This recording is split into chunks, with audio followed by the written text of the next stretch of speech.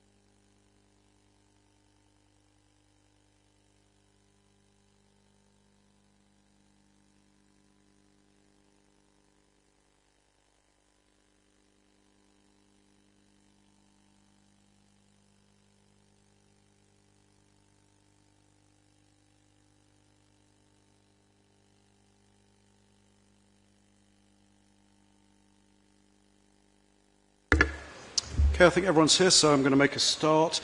Can I first just ask everyone round the table to say who they are? I'm Councillor Charles Wright, I'm Chair of the Overview and Scrutiny Committee. Councillor Connor, Vice Chair of the Scrutiny Committee, Overview and Scrutiny Committee. Michael Kay, Democratic Services and Scrutiny Manager. Councillor Tim Gallagher, Chair of the Environment and Community Safety Scrutiny Panel and a member of this committee. Councillor Kirsten Hearn, Chair of the Children and Young People's Scrutiny Panel and of this committee. Councillor Amina Ibrahim, Chair of the Housing and Regeneration Scrutiny Panel and a member of this committee. Oh. Lucy Gavin, Parent Governor Representative. John Ball Diamond from GVA, Commercial Advisor to the Council. Scott Morrison, Vincent Mason's External Legal Advisors to the Council. Julian Wayne, Project Advisor to the Council. Dan Hawthorne. Julian Wayne, Project Advisor to the Council. Dan Hawthorne, Director of Housing and Growth at the Council. Alan Strickland, Canon for Housing Planning and Regeneration. Lynn Garner, Strategic Director for Regeneration, Development and Planning. Erica Borman, Assistant Director, Strategy and Communications. Stephen Lawrence Orumense, Assistant Head of Legal Services, Deputy Monitoring Officer and Legal Advisor to the Committee. Philip Slaughter, and the Clerk.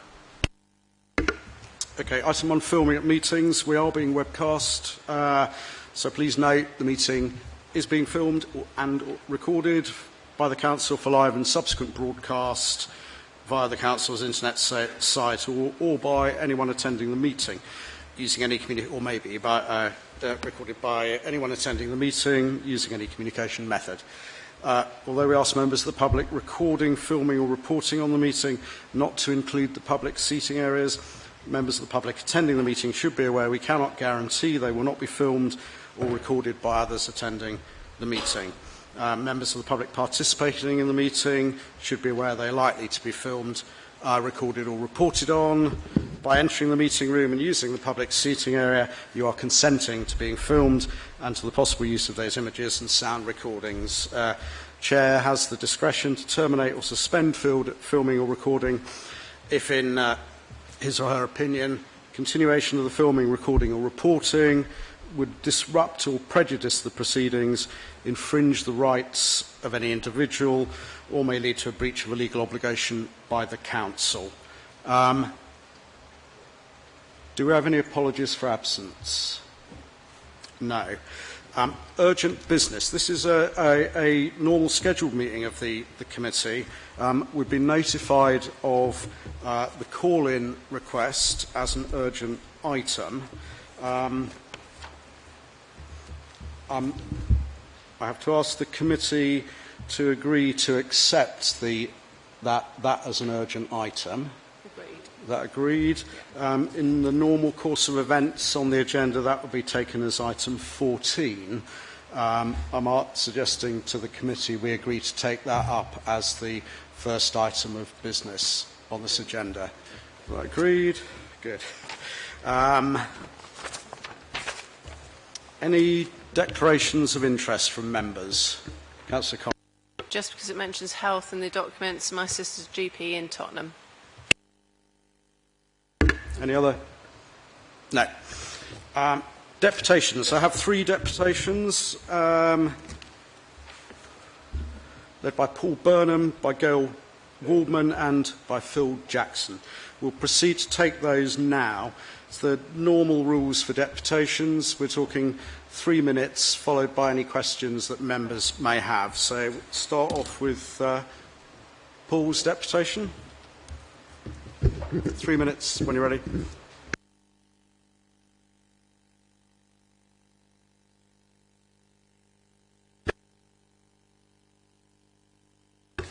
Okay, now that the Cabinet's made its decision to set up the HDV, this presentation is going to look at whether that decision is internally sound, whether it's not contradictory, whether it does not or does contradict any of the Council's declared policies. And I'm going to argue that within this document, those contradictions do in fact appear. Very clearly, the most evident one in some ways is the issue of the Land Assembly Agreement, where the Council or the Cabinet agrees that the HDV Lend-Lease do not have in their business plan the right of return that the Council's promised, do not have in their business plan the right of return for housing association tenants. And they also say that although the Council still does maintain its policies, it would actually have to pay for them. It seems for every individual who does do the right to return, the Council is going to have to make an extra payment to the HDV. Now, this just shows us really that the narrative that the Cabinet gave, which was that they would set up the HDV, it would carry out Council policies and so on, is not valid.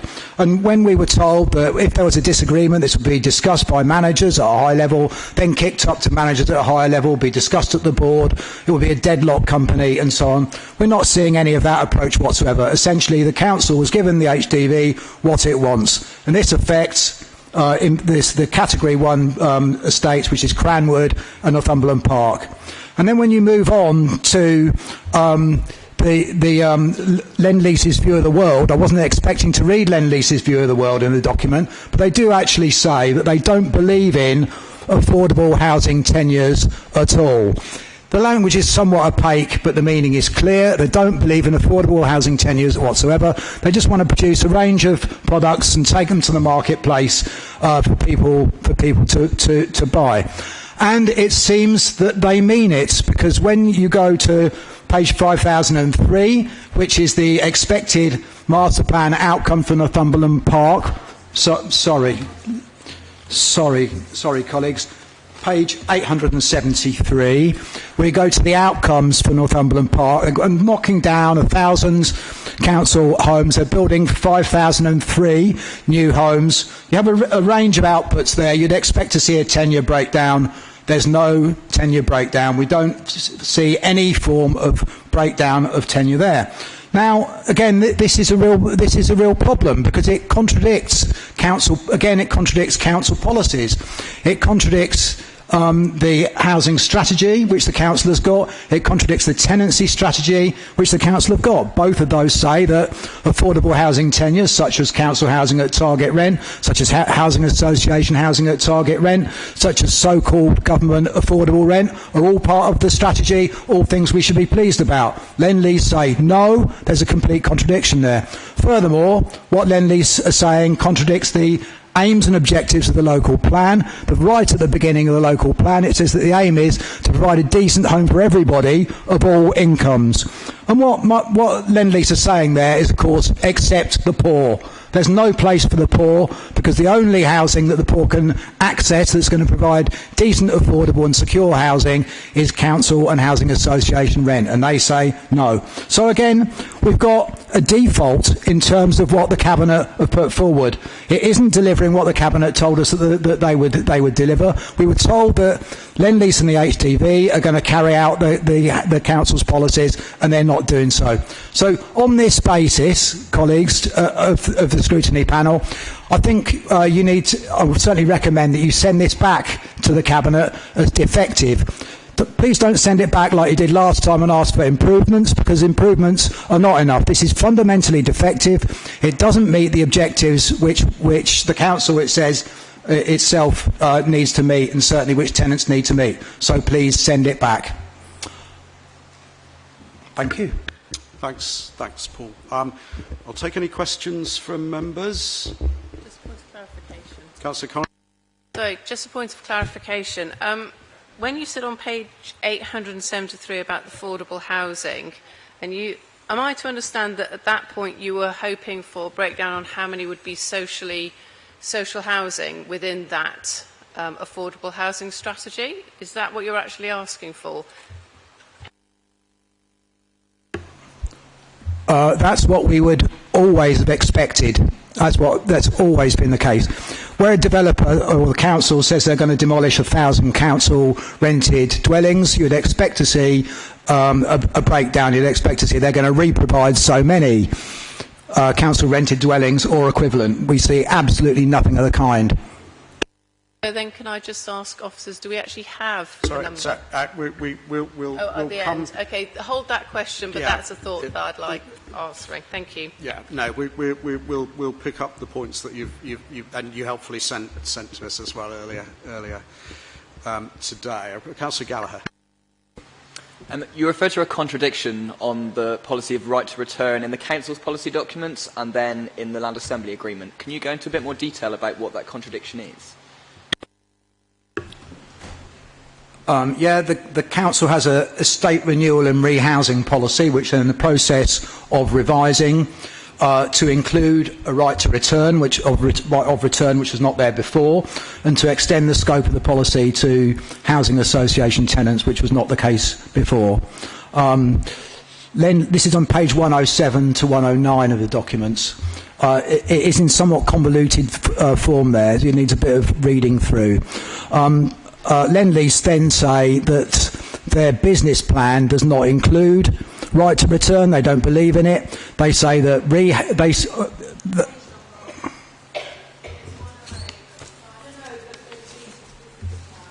Hold on.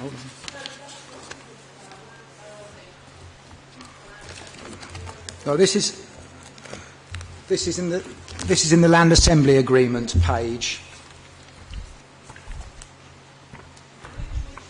Hold on. See if I can find it for you.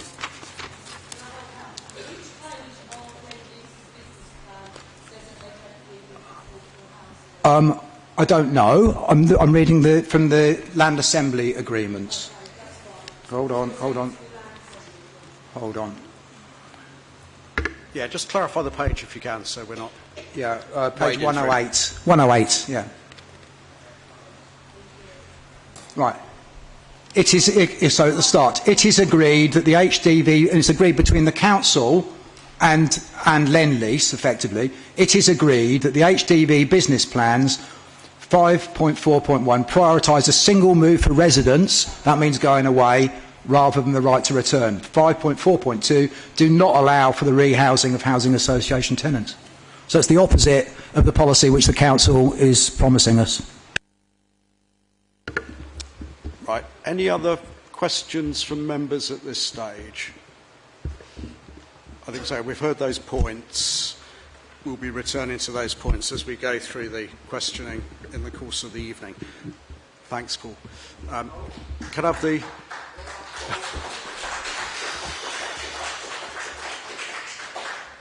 Right, can I have the second deputation, which I think is Phil Rose, Phil Jackson doing that one.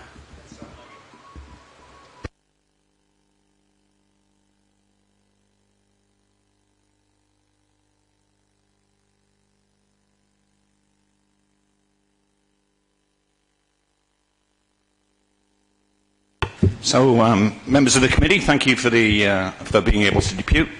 I'm joined by Sam Leggett, I'm a resident of Haringey. Sam Leggett is a resident of Northumberland Park. And before I start my presentation, I would like Sam to be heard first, because frankly, the voices of people who live on Northumberland Park have been extremely poorly listened to throughout this debate. Sam.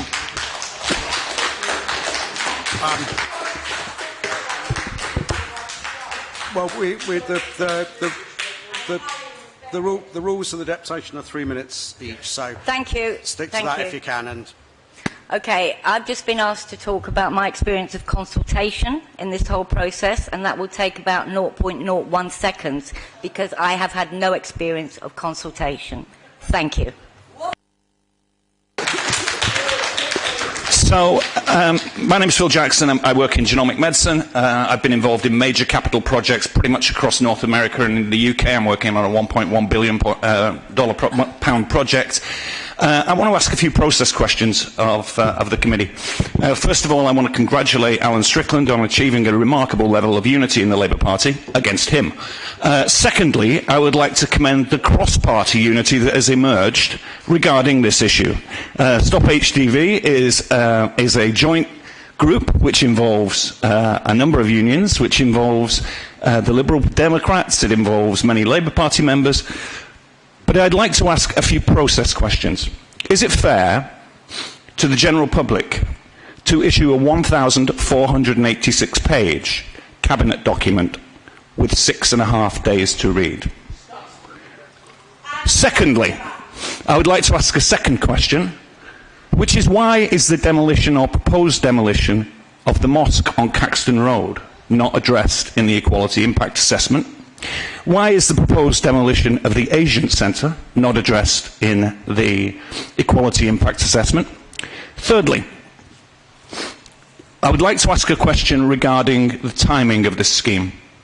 What is the major rush, given the work that has been done, superb work, cross-party work that has been done by the Scrutiny Committee? There seems to be an inordinate rush. That rush, I believe, is driven in part by the timing of developments associated with Spurs. Related to that, I would like to ask the question why our Freedom of Information request for minutes of all meetings between Haringey officials and Tottenham Hotspur FC came back with the answer, there were no minutes. Now, we know those meetings took place because £32,000 was spent on the meeting rooms at Spurs. That you provided us very graciously through FOI. So being generous, let's say it's £500 a room. That's 64 meetings. Did nobody take a pen for 64 meetings? We have this from your own FOI department. Next question. You disclosed to the district auditor in a document that is now circulating broadly a proposed payment, now we don't know the nature of this, a proposed payment of £30.5 million to Tottenham Hotspur. My question is this over and above the declared 27 million, which comes in part from the GLA and it comes in part from Haringey? Or is it additional? Because it's extremely unclear from the document that was provided, or is said to have been provided, to the district auditor. So I would like some clarity on that. And I think this goes to the heart of the matter, and the heart of the matter is transparency. The heart of the matter is transparency with the public and transparency to people involved in the process as a whole. My next question. As I work in healthcare, I'm routinely required to do major capital procurement. It is not unusual to undertake a comprehensive risk assessment. there is no risk assessment that has been undertaken, or rather, there is no risk assessment that has been publicly disclosed. I don't mean a risk register. There is a difference between a risk register and a comprehensive risk assessment. So I would like to ask, and the Scrutiny Committee have raised this, and it's actually been flagged by a number of individuals. That's the next question, because I think part of this is not simply about residents, it's not simply about housing, it's also about fiduciary due diligence. It's about the responsibility of councillors to basically take fiduciary due diligence seriously. And from what I've seen, I have to go through more paperwork to order a new MRI than I've seen in terms of due diligence in this process. And I have been to committee meeting after committee meeting after committee meeting. I'm going to end by a request that the work of the Scrutiny Committee be given, not be treated in the way that Aditya Chakrabarti described in The Guardian, as essentially contemptuous. That's the way he referred to the process that's gone on so far. Didn't refer to the Scrutiny Committee's report to that. He referred to the process of engagement with tenants so far. Out of touch and high-handed were the comments, not from a Conservative critic, not from a Lib Dem critic, but from David Lammy MP. I would suggest there is an opportunity to do things differently, that there is an opportunity to look at alternate models, that the Scrutiny Committee have outlined a series of alternate models that could be used, including a wholly owned development vehicle. This is not precluded. This is not precluded by legislation, it's not precluded by practice, and it's in practice in a number of other areas.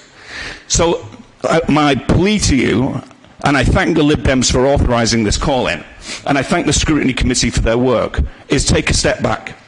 Take a step back and pause, and actually spend time to engage with the community.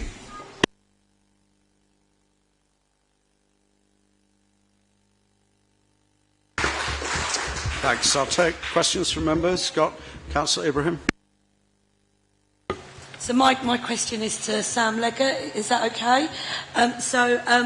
You raised the point about consultation, and I think that's obviously a very important issue in this whole process.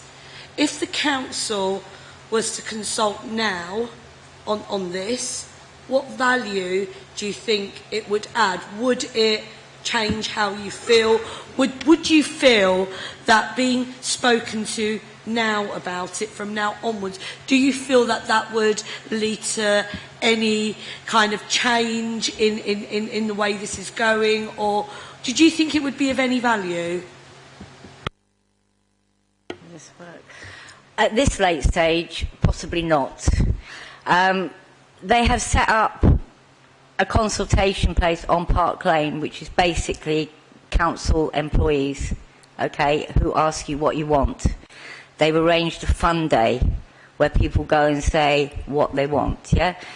They're trying very hard to give us a sense of community. For what reason? I don't know. But at this late stage, asking you questions, how do you feel about me knocking down your house? That's not going to cut the mustard now. And I don't think that. Yeah, you do. You actually need a vote. You need to talk to people and say, what is your take on this? What would you like to see happening? Instead of treating us like little pawns to be, and what do they call us in this document here? What do they refer to us here as? Let me think. What are we? Yeah, municipal challenges. Yeah? We're not seen as people who've got homes. Already it's been said that quite possibly people in Northumberland Park and whatever might not be able to afford what's being built, so we'll have to get better paid jobs. What about people who are on the verge of retiring, who can't be retrained to get £1,000 a year raise in their salary? What happens to us? Yeah? Thank you. Thanks. Got Councillor Connor. Hi, this is to Phil. I just wanted to unpick a little bit more what you were saying, because to be honest, I didn't quite understand. You were talking about Spurs development. So that to me is separate to the HDV development, but you were linking it, obviously, because you brought it forward now. Can you just explain what this link is and why you're concerned about it? Yeah, my first question was around timing and the need for due diligence. And it's well known that there's been ongoing discussions by Tottenham Hotspur, and Northumberland Park is adjacent to the Tottenham Hotspur ground. This is not news, it's been all over the news. The dispute about funding between Haringey, Spurs and the GLA is all over the national papers. I'm not making this up. It's also known that Spurs have got property interests in the area. Obviously, this is partly how they're going to finance, or plan to finance, the remainder of their stadium and the completion of their stadium. It begs the question, given that Spurs have moved ground for a season, why the incredible rush to ram what clearly residents are telling you, as Sam just did, has not been adequately understood, consulted on or communicated in the communities directly impacted by this scheme. I can tell you, we've had meetings of 150, 200 people in Northumberland Park. We asked, how many of you have been consulted? 6 people put their hands up. 6 people. Now, maybe 12 of them had. Maybe I'm exaggerating. Maybe 18 of them had. But that was the answer we got back. The timing, there is concern that the timing is being pushed through in order to accommodate a building schedule which is not a Haringey building schedule first and foremost, which is a Spurs building schedule. Right, any further questions from members? No? Okay, can we move to the third deputation, which is Gail Waldman, please?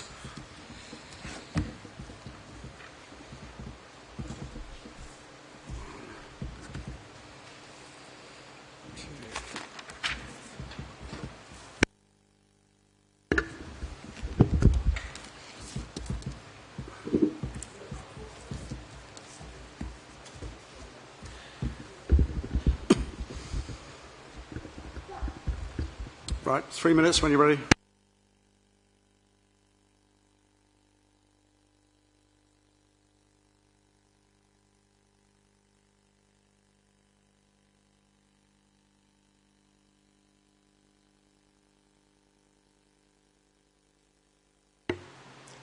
Chair, thank you very much for allowing me to make this deputation today, which represents individuals in Highgate who are extremely concerned about the decision to proceed with the HDV, and we support every point made in the call-in.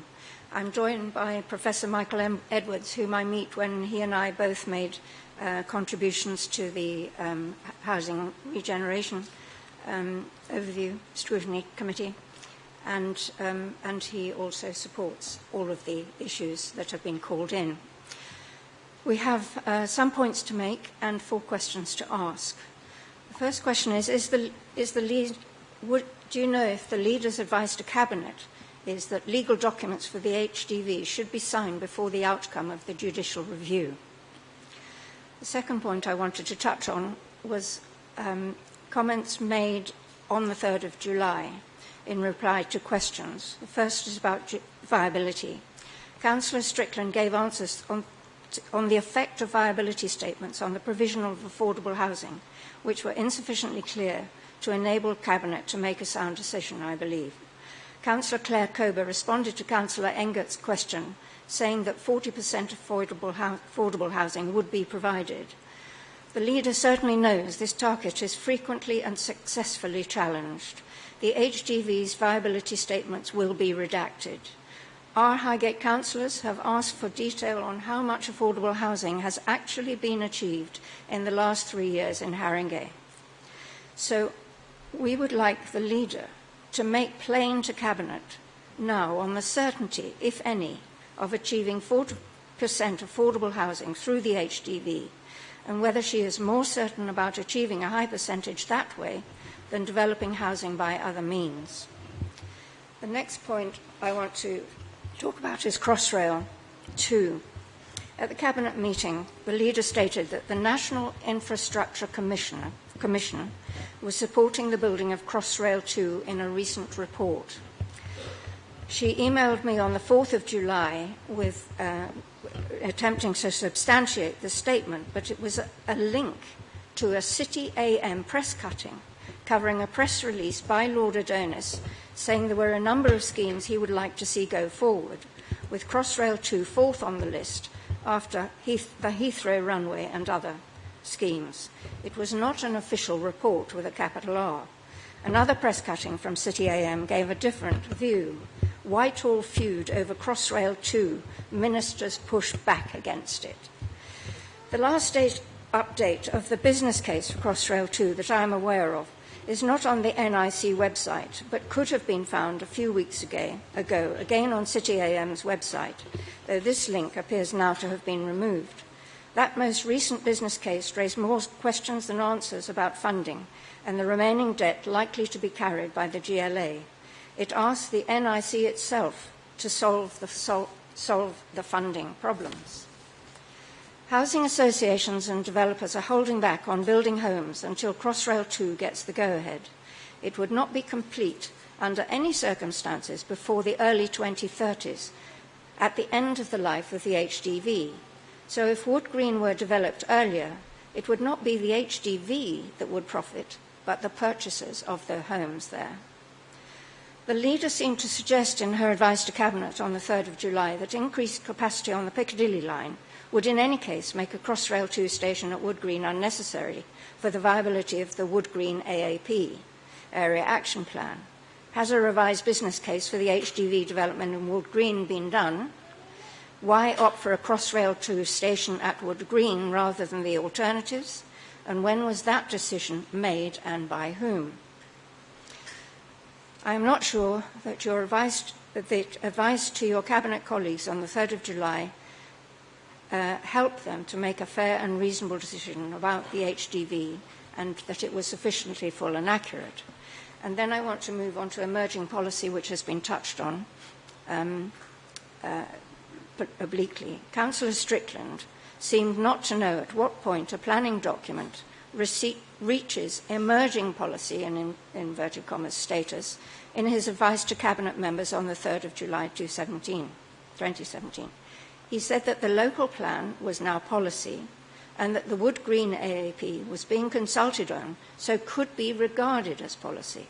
As I am sure you know, if a document is still at consultation stage and therefore has not been through the examination in public stage, it certainly cannot be said to be an emerging policy. And is it correct to say that the local plan has been adopted?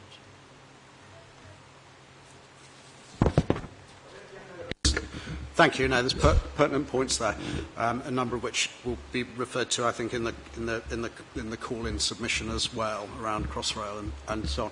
Are there any questions from members? Councillor Connor. Just a point of clarification, really. You were mentioning the Crossrail and the increased number on the Piccadilly line. Are you suggesting, therefore, that if those two don't happen, then actually the HDV's bid to build all these new houses and develop a new business area in Wood Green isn't going to go as quickly as possible? And are there any other concerns you'd have around that? Firstly, I have checked the increased capacity on the Piccadilly line, and that statement is correct. The 60% increase will be achieved by more frequent trains and by new rolling stock, again, some years hence, which will allow more passengers on them. So that TfL is saying that a 60% increase on the Piccadilly line will be achieved. So I have no squabble with that question, but Councillor Coburn seemed to be suggesting that we don't need to worry about Crossrail 2 because it's in a state of flux, because the problem will be solved by the Piccadilly line. So then I go on to ask myself, and you, if there isn't a problem with delivering Crossrail 2 at Wood Green, and the Wood Green station is now the preferred option over the other two stations, why was that decision to go for Wood Green as the Crossrail 2 station as opposed to the other two? And of course the other two give benefits to other areas which we know need them. Does that fully answer your question? Right. Are there any other questions at this point from members? from the deputations? No. Okay, thank you very much. No, that's very pertinent, and we'll obviously we will be covering these points as we go on. Right.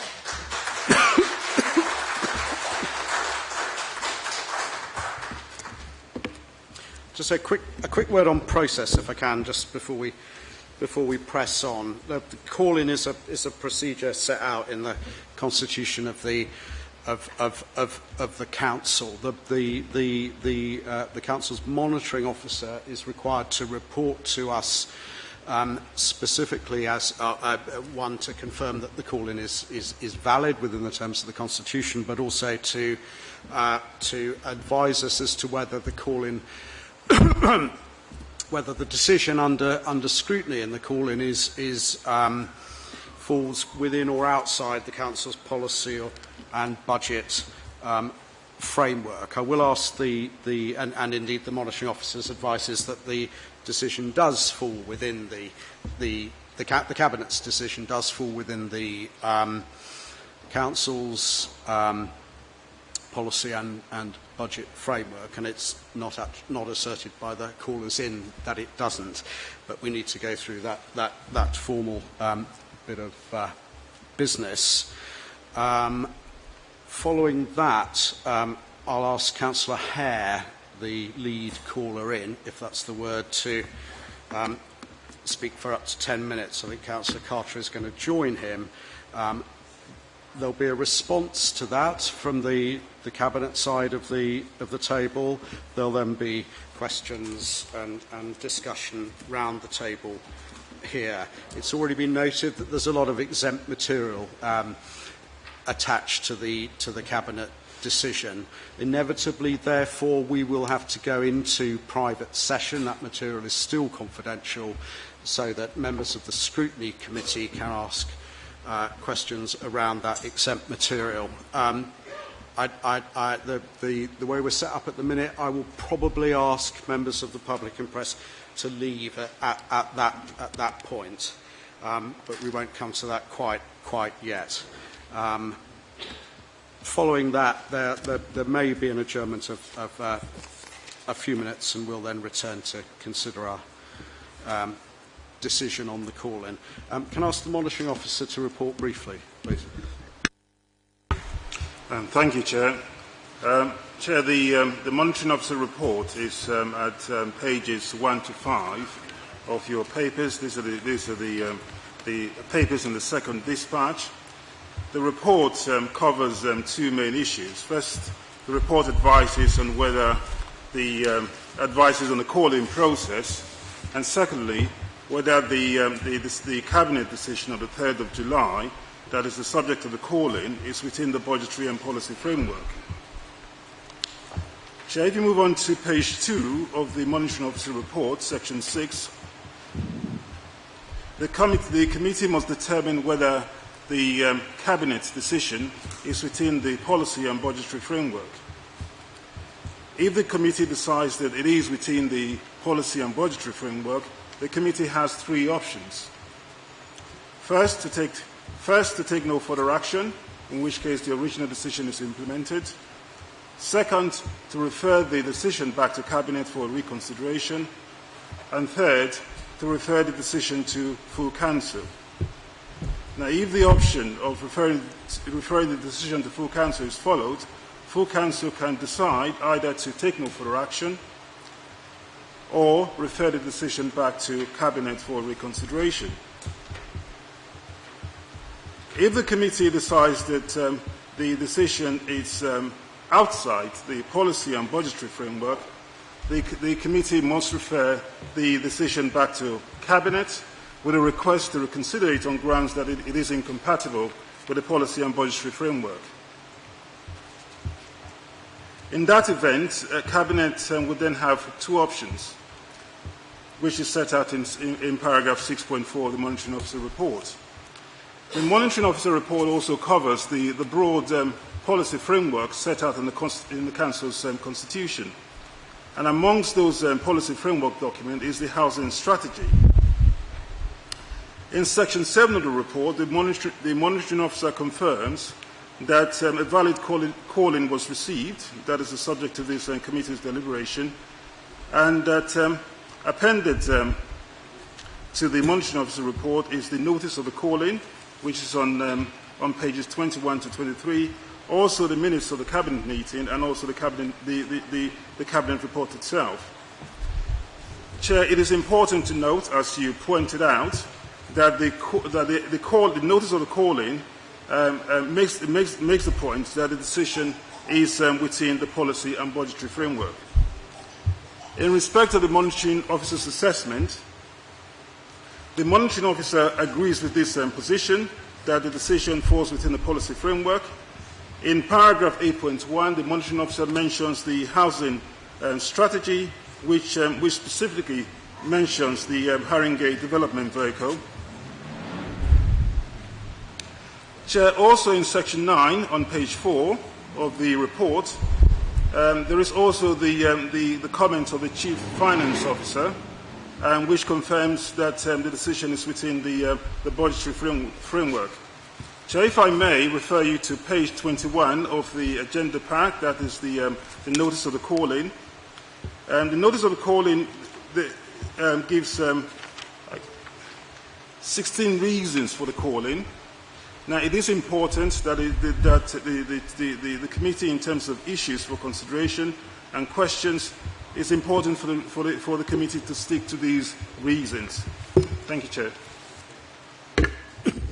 Thank you. I don't know if there's any comments, any points to make on the monitoring officer's report at this stage. We'll return to the formal decision we have to make, along with others that we find that the decision falls within or not within the policy and budget framework.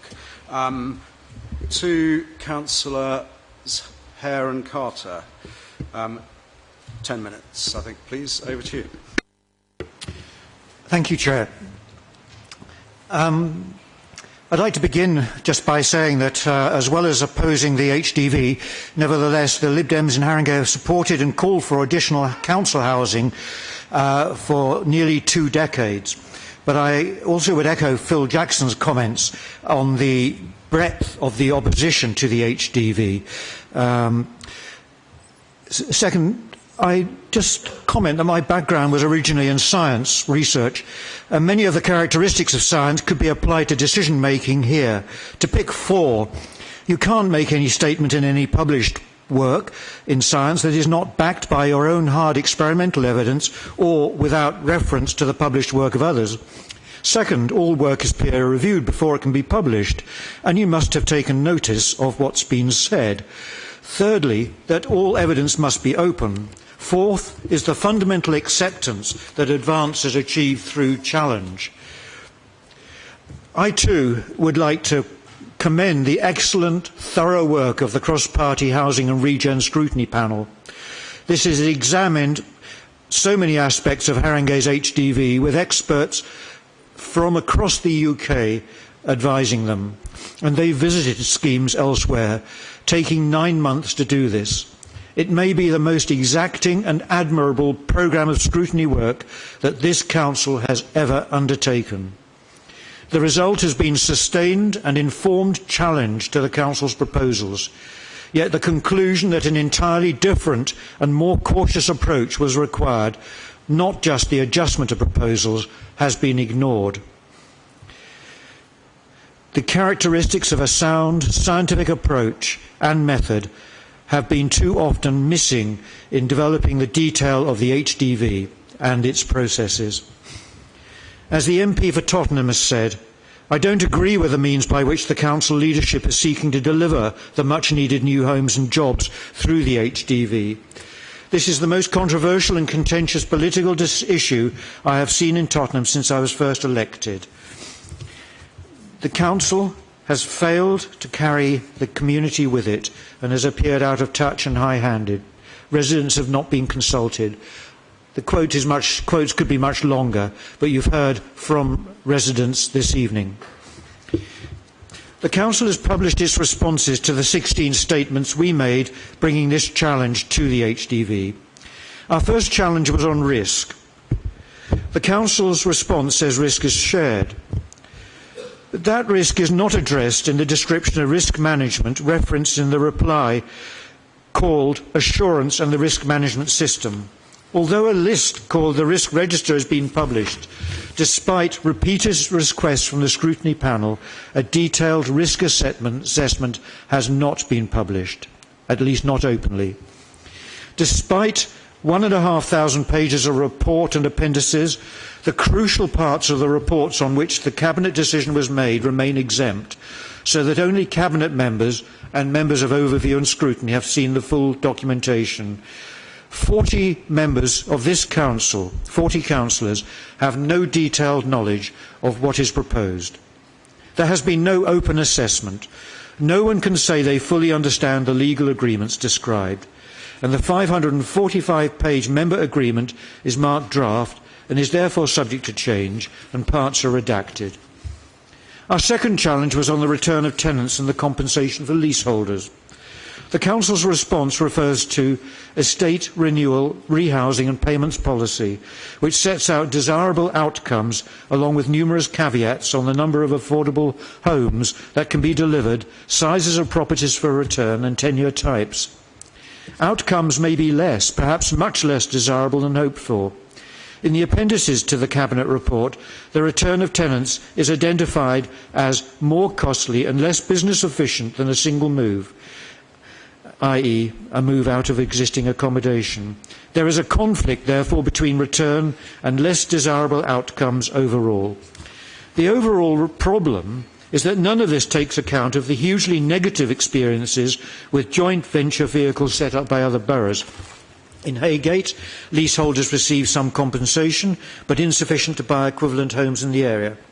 Haringey's commitment to offer costs to leaseholders of moving and on return a property on whole or in part ownership basis does not take account of the time frame of rebuilding and of during which a leaseholder would have to rent on the open market. It's hard to believe tenants will in practice return also. Will social tenancies continue to be available beyond existing tenancies to future tenants? A high rate of return would in any case present a significant challenge to the Council's assurances about the proportion of affordable social tenancies versus open market sale. Professor Loretta Lees gave evidence to the Scrutiny panel. She said, "My key argument is that mixed communities initiatives lead to, like the HDV, lead to gentrification and displacement, and this is not in the public interest either of Haringey residents or of London more generally." She also spoke about risk. The scale of its ambitions, the HDV, using public land, mark this as an extreme case. Public land is being transferred to a private company. This is a huge cost to the Council. The model is unproven, and the scale Haringey is undertaking it at is unprecedented. Our third concern was about the character of Lend-Lease as a partner. We've described that in documentation. I'll add that Professor Loretta Lees said, given Lend-Lease's track record, the Council must question whether sharing its land and profits with Lend-Lease is prudent. Lend-Lease's commercial interest will no doubt conflict with the Council's motivation at times. I would also like to challenge the Council's response on sustainability and carbon impacts of massive demolition. It's actually ridiculous that the Council's justification is that demolition through any scheme would have similar impacts. Our question was actually about the fundamental design or models, which would mean evaluating whether wholesale demolition was the best option for tenants or for delivering new housing or sustainability. Evidence from Germany, I have to just paraphrase this, shows the feasibility of upgrading with an 80% cut in energy use achieved across thousands of homes. In the UK, work by the Henty Homes Agency, an English heritage building research establishment, has shown the upgrading of existing homes, including terraces, is relatively easy and can achieve as high environmental efficiency standards as new build. In other words, the Council's assertions are not supported by the evidence. We also spoke about the redevelopment of Wood Green without Crossrail. the Council says it can go ahead, but that was not our point. Our point was that the overall planning of the area and the profitability of redevelopment on which the yield of affordable or social homes would be based would be very different if we went ahead without Crossrail. In other words, without Crossrail, we would have suboptimal results in the yield of social and affordable tenancies. Conclusion. The advisability of committing to a 50-50 partnership in which every building, council-owned flat or house, or business lease is put in for a period of 20 years is so risky, complicated and foolhardy that it should not be done. We believe you should refer this to full council, that this is not a legal requirement isn't the fundamental point. These HDV proposals represent the biggest decision this council will ever have taken. Moreover, the legal challenge to it is likely to go ahead, and I understand that one of the points may be that the decision was not undertaken by full council.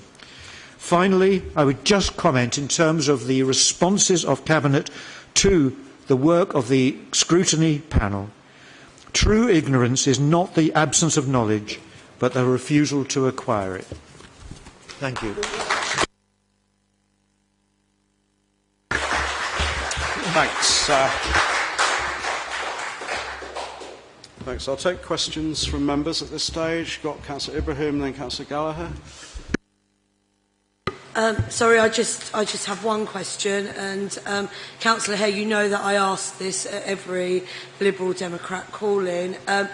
Do you understand what the powers are of this committee and what the powers are of full council to make a decision of this? So you've asked us to send it to full council.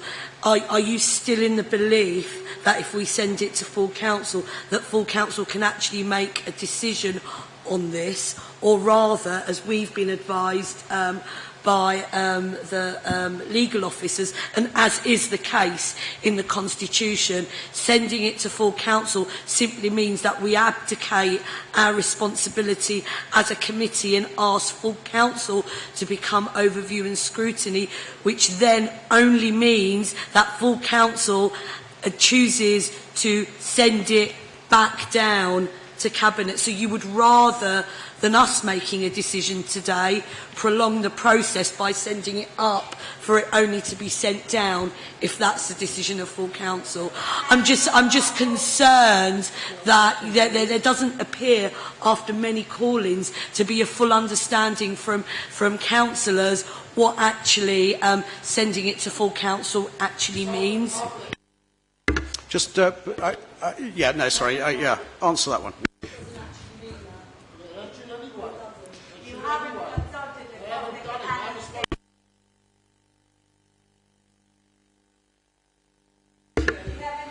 Will you?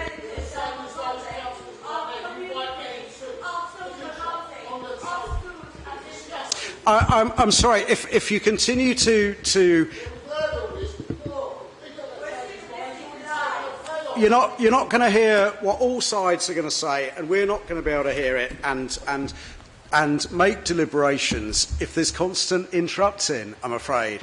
That's the way it is. And I do have powers to ask people to leave if they continue to interrupt. I think it's fair on everybody. I think it's fair on everybody sitting in the gallery who isn't interrupting, who wants to hear what's said here and maybe take those arguments forward in whatever quarter, plus us round the table on all sides, that we hear what's being said. And if that isn't the case, we will get to that point. We will get to that point. We won't get to it if you keep hang on.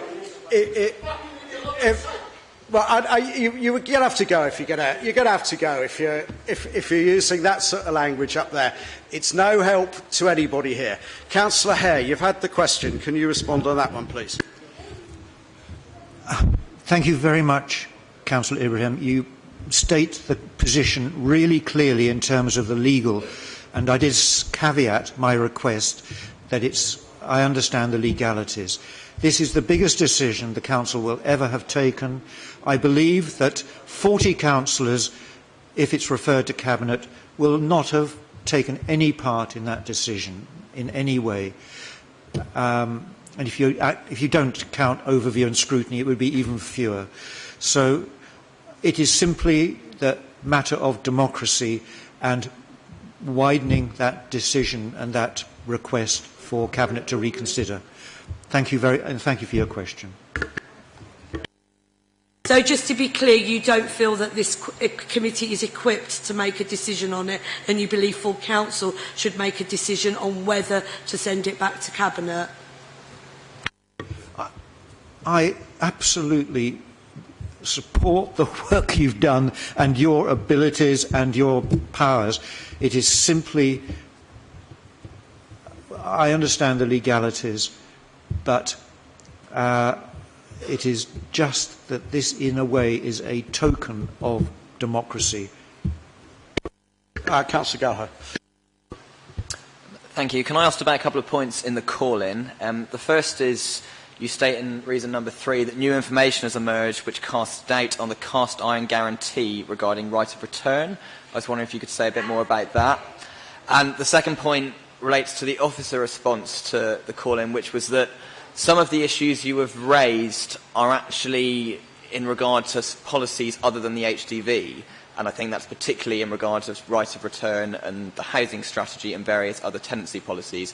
I was wondering if you could specifically say which areas of right of return relate to the HDV and the Cabinet decision taken on 3rd of July, because that's what we have to consider, not policies from elsewhere. Okay, in the Cabinet decision, in the Cabinet papers, the appendices, was the new information that the preference was, and the business case would support, the single move. Rather, in other words, that would be one move for tenants out of the existing accommodation with the preference that they did not move back. I don't know whether that answers both parts of your question or not. It does to an extent, and I see what you mean about the use of that word preference and prioritise, which I think is the word in there. That's slightly different to there not being a cast iron guarantee that right of return will be offered. I was just wondering if you were referring to something separate.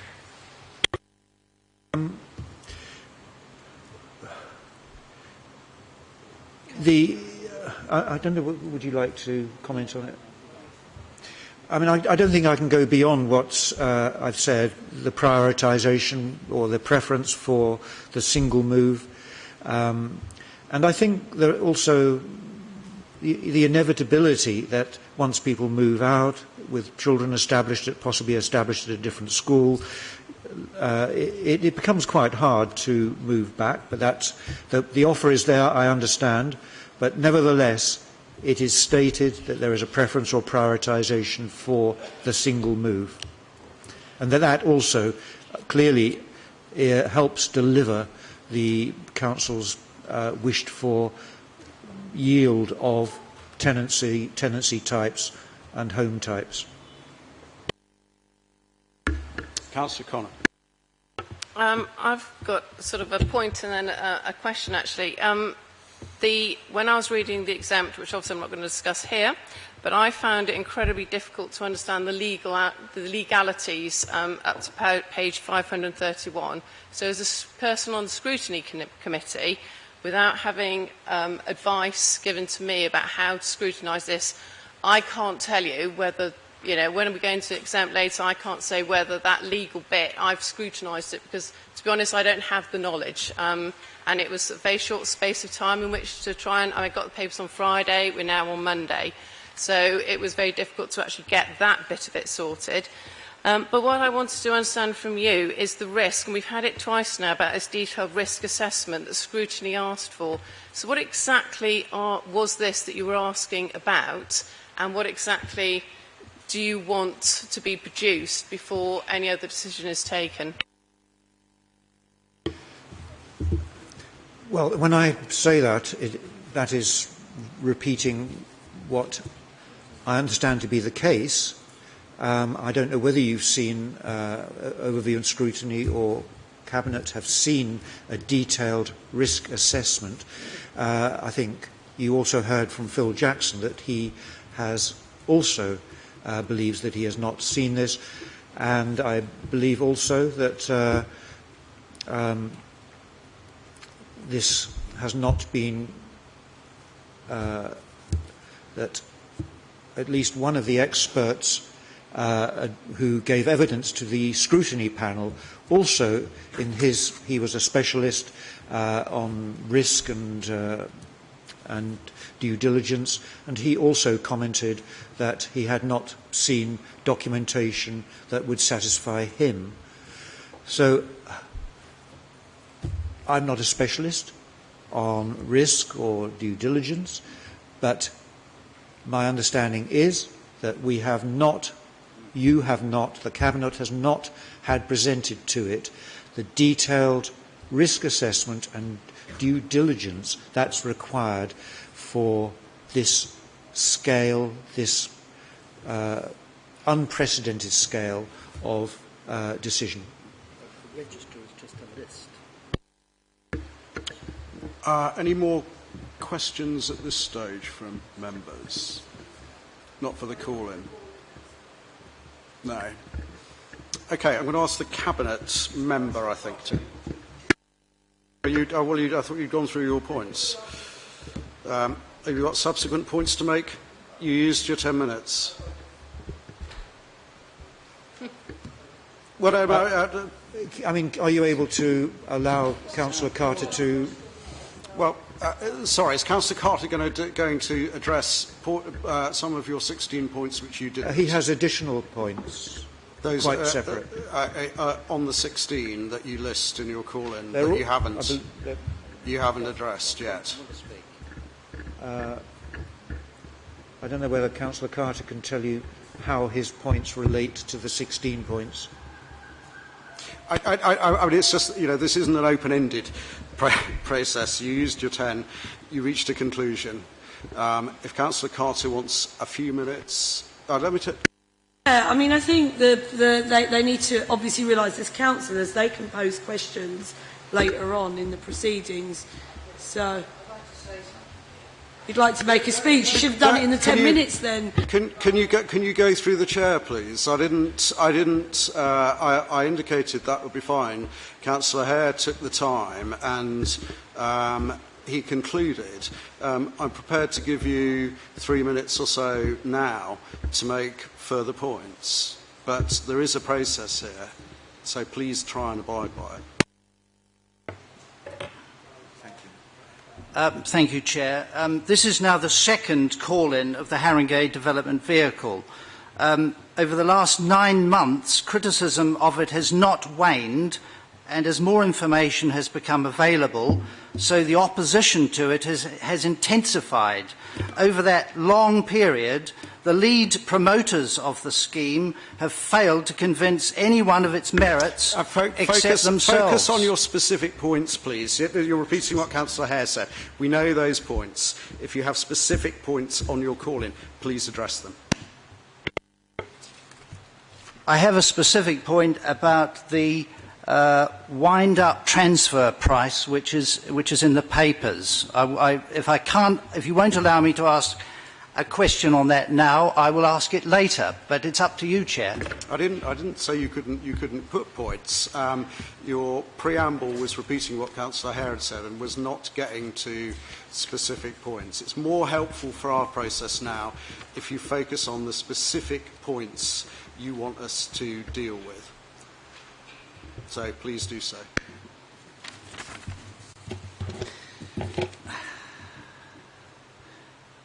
I would like to talk about the cost. There was a preamble about the likelihood of this whole wretched structure coming to a crashing halt. We do need to consider this, actually. It's extremely important because so many of the other efforts at joint ventures have actually failed. The statistical likelihood is that this will collapse, not immediately, but in due course. So there hasn't been a lot of work done on the winding up of this proposal, and I have to express some disappointment in the answers that I have had and other members to questions on the winding up. We've had a lot of waffle, but now, if I invite you to turn to page 170 of the papers, it begins on page 169, which is wind up transfers and winding up procedure. Now, on the next page, 170, we have a section which is called 27.2.6, on completion of a wind-up transfer. A, the Council shall pay the relevant wind-up transfer price by telegraphic transfer to a bank account designated by the private sector partner. Now, I, for one, would like to know more about this wind-up transfer price. Is it a fixed amount? Is it a percentage?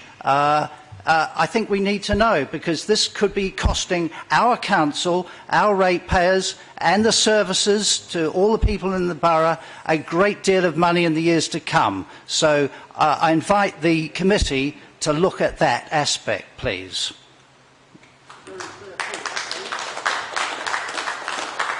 There's another specific point I'd like to make. As others have suggested or implied, the scheme is morally dubious. But in pursuit of the HDV, the Council has openly discussed unethical conduct in its own published material.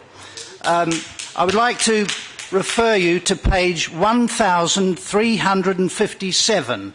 This is on acquisitions, 3.7 acquisitions. Page 1357, if anyone wants to make a note on this. I'll read it out and perhaps I'll draw my comments. What?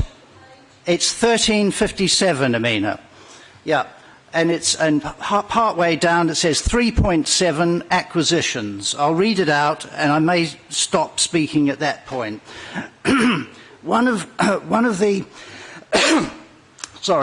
the potential.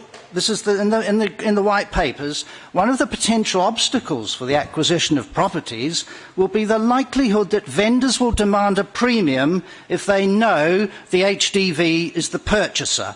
A way to mitigate this is to buy property in discreet companies that hide the purchaser's identity. In this instance, a local agent would be most appropriate to represent the HDV, as they will have a better chance of knowing the vendors. Now, my concern with this is that by subterfuge, it seems that the Council, through the HDV, appears to hope to cheat residents of the market value of their houses in order to purchase them. Yeah, could you pipe down, please?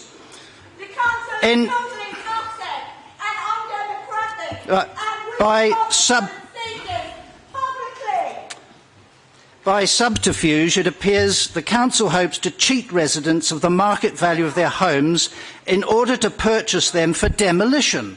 Is this current state of moral turpitude? This is the current state of moral turpitude into which the Council has casually drifted. The reputation of Haringey Council cannot be enhanced by being seen to support the deception of residents about the true value of their homes or businesses.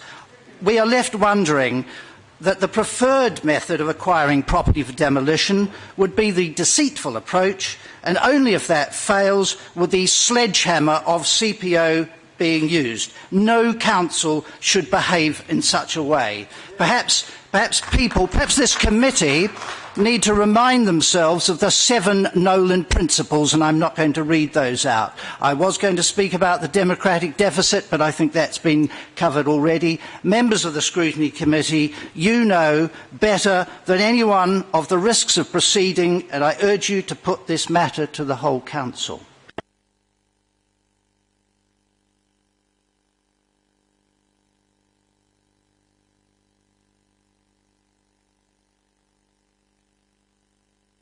Thanks, Councillor Carter. I'm going to ask the Cabinet side to respond now. Is that Councillor Strickland? Yeah. Thank you very much, and thank you for your deputations this evening. Obviously, I'll respond to Councillor Hare's points. I'll try and build in some of the earlier questions, but I'm sure committee members will raise them as well. I think you're right that what we have to do is look at the evidence around the housing crisis and what's causing the housing crisis and what we need to do about it. But when you do look at the evidence in London for some of the things that have really hit residents hard, they have been catastrophic policy decisions made by a Lib Dem Tory government that your party was a huge part of. It was the slashing of affordable housing grants, which has had such a negative impact on this city in particular. And, of course, the freezing in real terms of housing benefit, which is having a huge impact on residents. So I think it is important that we look at the evidence on what's caused the housing crisis. And I'm afraid if you do that, the finger ends up pointing pretty squarely at the Liberal Democrats. In terms of the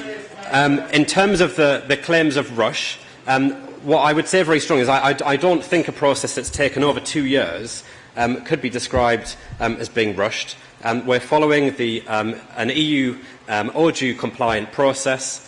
That's a long, intense process, very thorough process. I don't think that's been rushed at all. And, of course, before this started, there was extensive work to look at what the options were for regeneration and for housing. And, as you know, there was a cross-party panel of councillors who travelled around the country and looked at different options for how we might manage homes and how we might deal with housing regeneration in particular. So the work that's been done by the Cabinet has involved, I think you called, Bob, for sort of visits and external experts, and I would pay tribute to the work that Scrutiny has done and the thorough work they've done. But I think it's really important to remember that the Cabinet itself has engaged significantly with external advisors and experts. I led a cross-party team that did travel around the country to look at what was going on. So in terms of your call for a sound method, I'd say that from the Cabinet side and the officer side, more energy and more thought and more diligence has gone into this than many other decisions, simply because it is a very important decision, and we have taken this whole package of issues incredibly seriously. In terms of questions on David Lammy and his letter, what I would point you to, and I think these are more questions for David than for me, is that when David ran for mayor, in his manifesto, there was a section on joint ventures where he said specifically that if he was mayor of London, he would make it easier for councils to enter into joint ventures with the private sector, because he thought such joint ventures and partnerships were an excellent way of dealing with the housing crisis and having more homes built. Now, if David has obviously completely changed his mind, that's obviously a question for him. In terms of wider consultation, obviously I want to thank Sam for her comments earlier, and obviously to say that if residents don't feel they've been properly involved, then obviously I'm concerned to hear that, and we continue to consult. There will be significant consultation to come. But all I would say is a lot of work has gone on in the last 2 or 3 years, in Northumberland Park in particular, and more recently in Wood Green. That builds on the Tottenham Future consultation which happened, which involved 4,000 residents in Tottenham. We've got full-time staff working in Northumberland Park, engaging with residents, talking to tenants, talking to leaseholders. And I have to say, meeting some tenants in Northumberland Park last week, residents were turning up with letters they had from the council, with regeneration newsletters they received, saying thank you for this, but I've got further questions. So it is clear to me that tenants are reading that documentation. Some of those tenants said they had been to some of the meetings organised by the council and said they were useful. And I know myself, I know there were concerns raised about the council shop, the consultation office on Park Lane in Northumberland Park. I've been to lots of sessions there myself. I've sat down with tenants. I've listened and participated in workshops where I have seen tenants really getting involved in the detail of what they want to see, and including some very good workshops we did with young people and school children around how they see the area and how they see the future of the area. So I'm not saying our consultation work has been perfect. I'm not saying there can't be more to do, because there is a lot more to do. Obviously, I want to apologise if some residents feel they haven't been engaged in it to the extent they would like, but I have personally seen a significant engagement with residents going on, and it does continue. Risk, is a big issue for all of us and something that's taken incredibly seriously. What I would say is I don't think it's necessarily helpful to fixate on is there a specific document that's got risk assessment written at the top. The key question is, has risk been properly looked at? How has it been properly looked at?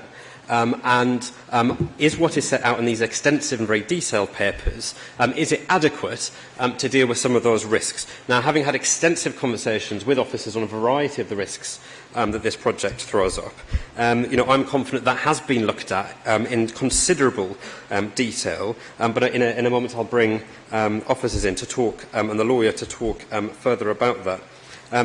On the conflict that's claimed in terms of single move and right to return, I think we talked about this at Cabinet. I think the first thing to clarify, Bob, is you said there's evidence from Haringey, another joint venture of challenges on right to return. As I've said repeatedly in these meetings, the development on Haringey Estate is not a joint venture. It's nothing approaching a joint venture. It's a traditional development agreement where land was sold 100% to Lend-Lease. That obviously gets you into a completely different set of arrangements. I've also made repeatedly clear in these meetings that Southwark Council was not seeking 100% right to return and never offered that to its tenants. So the policy decisions made in Haringey were very different, and the structure of that setup, again, was completely different. And again, I will get officers to come in, and Scott as the lawyer, to clarify your concerns in terms of that conflict. But what is very clear from the paperwork is that the right to return, trumps all else. That right to return has been set out clearly, and we absolutely stand by that. Also, claims that most joint ventures in Britain have failed, having read lots of reports on joint ventures around Britain, I see absolutely no evidence for whatsoever. It was claimed that the joint venture is an extreme case and that the Council is transferring all of its land and all of its housing. Again, as has been clarified repeatedly in response to this claim, the Council is not giving all of its housing to anyone. It's certainly not giving all of its land to the joint venture. What we've been clear about is that we are desperately trying to address the housing crisis. We're desperately trying to bring more jobs to this borough and more business and business space to the borough. And we're doing that through a variety of ways. We're very proud to have got the biggest housing zone grant of any council in London for the work we're doing in Tottenham Hale. Now, the council owns very little land in that area, so that's really us exercising leadership with private developers to get them to do what we want. And that is expected to deliver, on the current detailed figures, around 40% affordable housing. And that's been very hard work, but something we've been working very hard on. We're also building, and people have, from the press, people have moved into the first batch of new council houses that we've built. We also continue, of course, across the borough, to receive applications from private developers, from housing associations, because, of course, a lot of the land in the borough is privately owned and changes hands in the normal way and comes to planning committee. So there's a whole plethora of things that are going on in this borough to bring homes and jobs, of which these proposals are just one part of a much bigger jigsaw. So it's not the case that all of our land is being transferred, and I think that's been made very clear. What I would say is that housing land and other council land in various boroughs in London is, as we speak, is being transferred on some sites 100% to the private sector. Now, I've made clear before that that's not always wrong. It is horses for courses, but we are doing something very different to what many other boroughs are doing. And it's exactly because we do not want to lose all of the control. We do want to make sure that if public land is used for development, that the public shares in the profit from that and the community benefits directly. On sustainability, the report makes clear that the HGV would seek C40 accreditation. So C40 is the group of the leading 40 cities in the world who are working together on sustainability. This emerged really from early on in Ken Livingstone's reign as Mayor of London, and this accreditation is seen as world-leading sustainability accreditation, and the HGV is committed to seeking that. The report also sets out measures that we hope would make the HGV actually, an exemplar when it comes to sustainability. Now, I take your points, Bob, of course, on the challenges of embedded carbon and demolition, and obviously there are challenges there. But sustainability is a big priority for us, Of course, sustainability is one of a number of priorities. And in order to produce better quality homes, more homes, and the sort of things that residents have consistently asked for in the various Tottenham consultations, we do think that in some cases those ambitions are best served by demolishing some buildings. But as I said at Cabinet, all of that is subject to much more detailed consultation with residents. I'll ask Lynn to come in on Crossrail 2 and the planning questions that are being raised. The last point around knowledge, I think I've answered. And yeah, so Chair, if I can bring officers in. So Scott, could you come in on the conflict? Question and the wind-up question. We'll just pause there for a minute. Chair, can officers' contributions be limited simply because I'm just conscious it's 7:30 now and we need to ask our questions? Their contributions may be part of the answers to our questions. I just think the primary focus of this meeting is not to be talked at, it's to be giving us the opportunity to probe some of those questions. I'm just conscious of time. And we've got a very long exempt papers. I think that's right. We've had your submissions here. I think there are some points which came up both in the call-in points and also certainly in Gail Waldman's deputation, in particular around Wood Green and Crossrail and so on. I'd be quite interested if you could address. I'm sorry.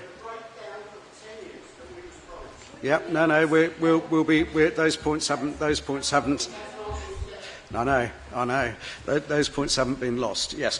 So if you can address the Wood Green issue specifically that came up fairly briefly, I think that'd be helpful.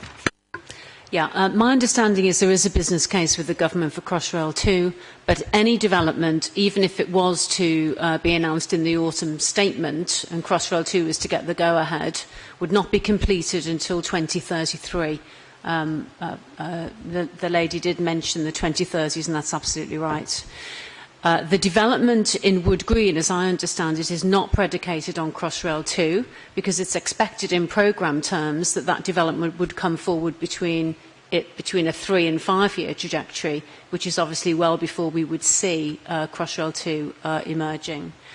And so I don't think that means that there would be a failure of the business case or a lower density required. And we've already heard about the Piccadilly line, 60% increase on capacity, although no date has been given for that at the moment. Right. I think it might be more helpful if we put questions to you now around the points that were made by the callers in. I'm wondering whether we have a very quick break if people need to go to the loo. Yeah, do you want to press on at this point, or we're happy to press on? We do need to bear in mind the need to use the facilities at some point. Right. I know a couple of councillors want to ask questions. I'm going to go with members' questions first. Councillor Ibrahim. So I've got a number of questions, but what I'll do is I'll ask them a couple at a time and then give other people the opportunity. So if I take you back, and Alan, this is to you, what I generally like is if I ask the Cabinet member the question, I'd quite like you to answer it. If you have to defer to officers, then do so. But yeah, I would tend to prefer it to come from you. So it's page 107. Sorry. So again, it's the Land Assembly Agreement. Sorry, it starts on 107, so it's section 5. And if I take you, firstly, to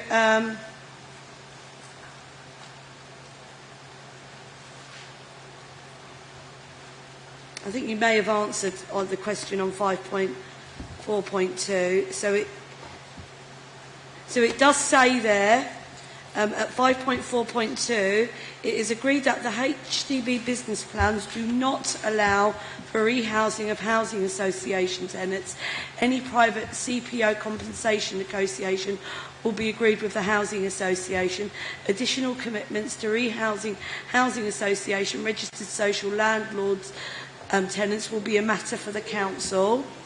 And then, and this is where I'm a bit concerned about what we're being told are cast iron guarantees, is section 5.8.1. It says every tenant in any demolition phase or who is otherwise required by the council to move for the purposes of the development shall have a right to return. This shall be a right to an assured tenancy, not a secure tenancy, in a property within the development site as a whole, not in a particular phase which they have moved from. This right ceases to apply if the tenant elects to remain in the alternative accommodation provided to them. So what that actually says is they've got a right to stay in Haringey. It doesn't say they've got a... Well, sorry, I know you're shaking your head, Alan, but it says this shall be the right of an assured... It's only for the particular phase which they've moved from, so they don't necessarily have a right of return to that particular site. And my concern again is we were told that it would be a tenancy on the same terms. An assured tenancy is nothing like a secure tenancy. Trust me on this. They are very different things. Their rights after eviction, if they fall into rent arrears, are completely different. That is not the same terms. And it's specifically, as you know, Alan, I've been harking on about this for ages. It's to do with Ground 8. So, Councillor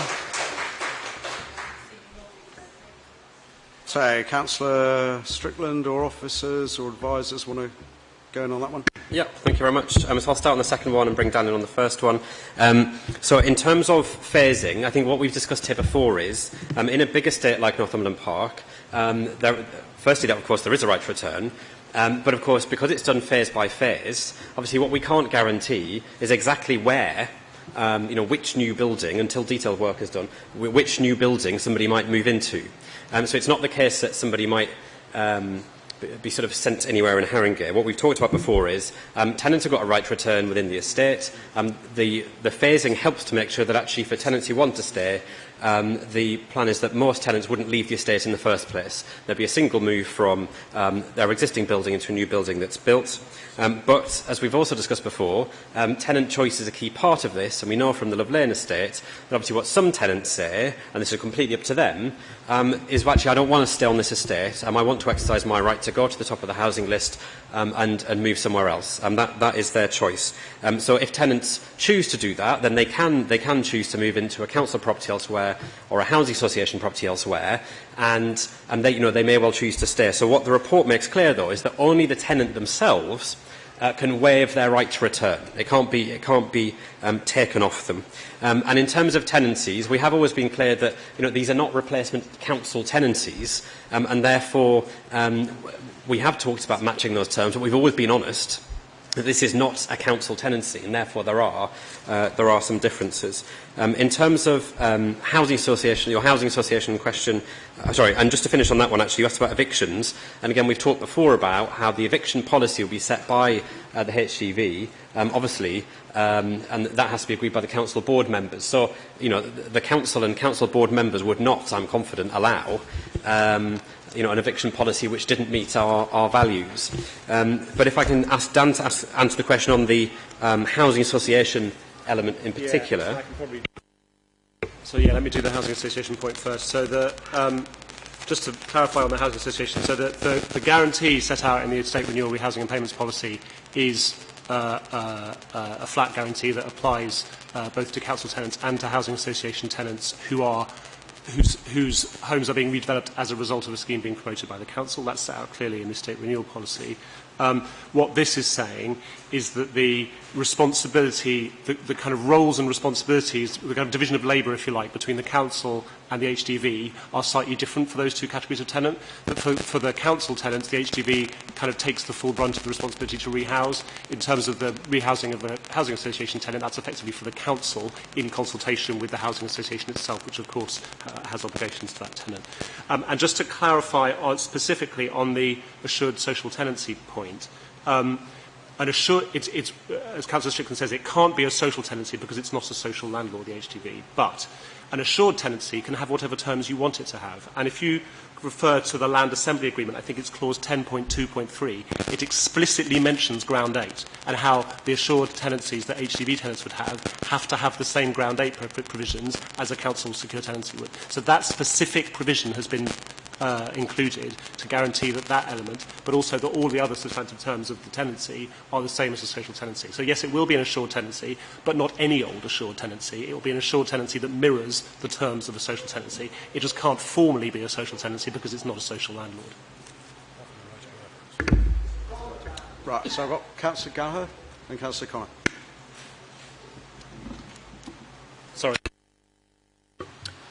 Can I go back to the question of prioritising a single move that Councillor Hare raised? Why is that, and what does that mean in practice? Does it mean tenants are being lent on, not to return? How would that work in practice? And the second question does relate to affordable housing and tenure. There are a lot of commitments in these documents to 40% affordable housing, but there is little breakdown beyond that. What can you say at this stage about the number of social homes at target rent that will feature as part of any development scheme? And if that's not an answer that you can give precisely today, will that sort of detail be there before any scheme goes to Cabinet and goes to planning? Yes, so starting at the end and working backwards, so in terms of detail, as is set out, no piece of land can be transferred to the HDB until a long list of conditions have been met, one of which is planning permission, one of which is a business case being agreed by the Cabinet. And, obviously, you can't have a planning permission without numbers of homes. Business cases, again, would involve more detail. And, of course, some of this detail will be, not just on housing, but on some of the other stuff as well. It needs to be thrashed out further with residents, with tenants, and we've also got a statutory responsibility to consult tenants. So, absolutely, there'll be clear numbers, and, there'll be sort of hard and agreed numbers as we get further through the process. In terms of the concern that's been raised a few times, Chair, about this conflict in the document, can I ask one of the officers involved in drafting the document to make very clear what it means? Chair, thank you. First principle is the right to return is absolute, and as has already been said, there is no derogation from that by the clause relating to the first move. The principle of the single move is for two things. First of all, it avoids tenants having to be moved twice and disrupted and disturbed, and reduces the inconvenience and upset caused as a result of that. Part of the objective, indeed, as we discussed a moment ago between phases, is to enable the right to return to take place within those same areas. So if you are in Phase 1 on Northumberland Park, say, you can go to a house that's built in Phase 2 and make only one move, or vice versa. And as has already been said, there is absolutely no doubt that the only person who can remove the right to return is by the tenants themselves. The second reason is that by reducing unnecessary moves and unnecessary disturbance and distress, it will also enable resources to be spent on providing housing and providing social economic benefits rather than on unnecessary and disruptive activities. But it's worth just saying again, the principle is absolute that the right to return is clear. The wording isn't clear, to say the least, on those sections, I think. So, if you wanted to proceed with the points you've made on that, I think at the very least rewording is required on that so that it reflects what you actually said to us now, rather than what it says at the minute, I think. Councillor Connor. The number of social housing and social rent on Northumberland Park Estate at the moment is high. I'm assuming you've got percentages of social housing for that estate. What I would like to really understand tonight is that you may be giving people possibly a like for like with the right of return, etc., and the single move. But what I'm interested in is at the end of the build, when Northumberland Park Estate is newly built, what percentage of social housing with targeted rent will be available for all those people who are on temporary accommodation, who are homeless at the moment, who are on the waiting list? We have nearly 9,000 people on our waiting list, and nearly 3,000 people who are in temporary accommodation.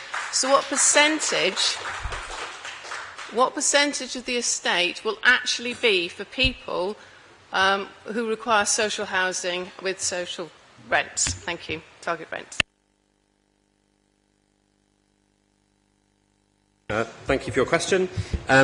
So what's very clear is that on Northumberland Park, the minimum number of affordable homes will be 40%, as is set out clearly in the document, and that obviously includes the right to return. The specific social rent at council rents, as it were, the priority, obviously, for those homes are people who are exercising a right to return, but on top of that, there will be additional affordable housing, and those rents, as we've discussed previously, have to be in accordance with the rent limits that are set out in the housing strategy. So just a point of clarification, the social housing that I know is very high at the moment on Northumberland Park Estate. Do you know the percentage of social housing that there currently is, and what will be in the plan for social housing once the build is finished?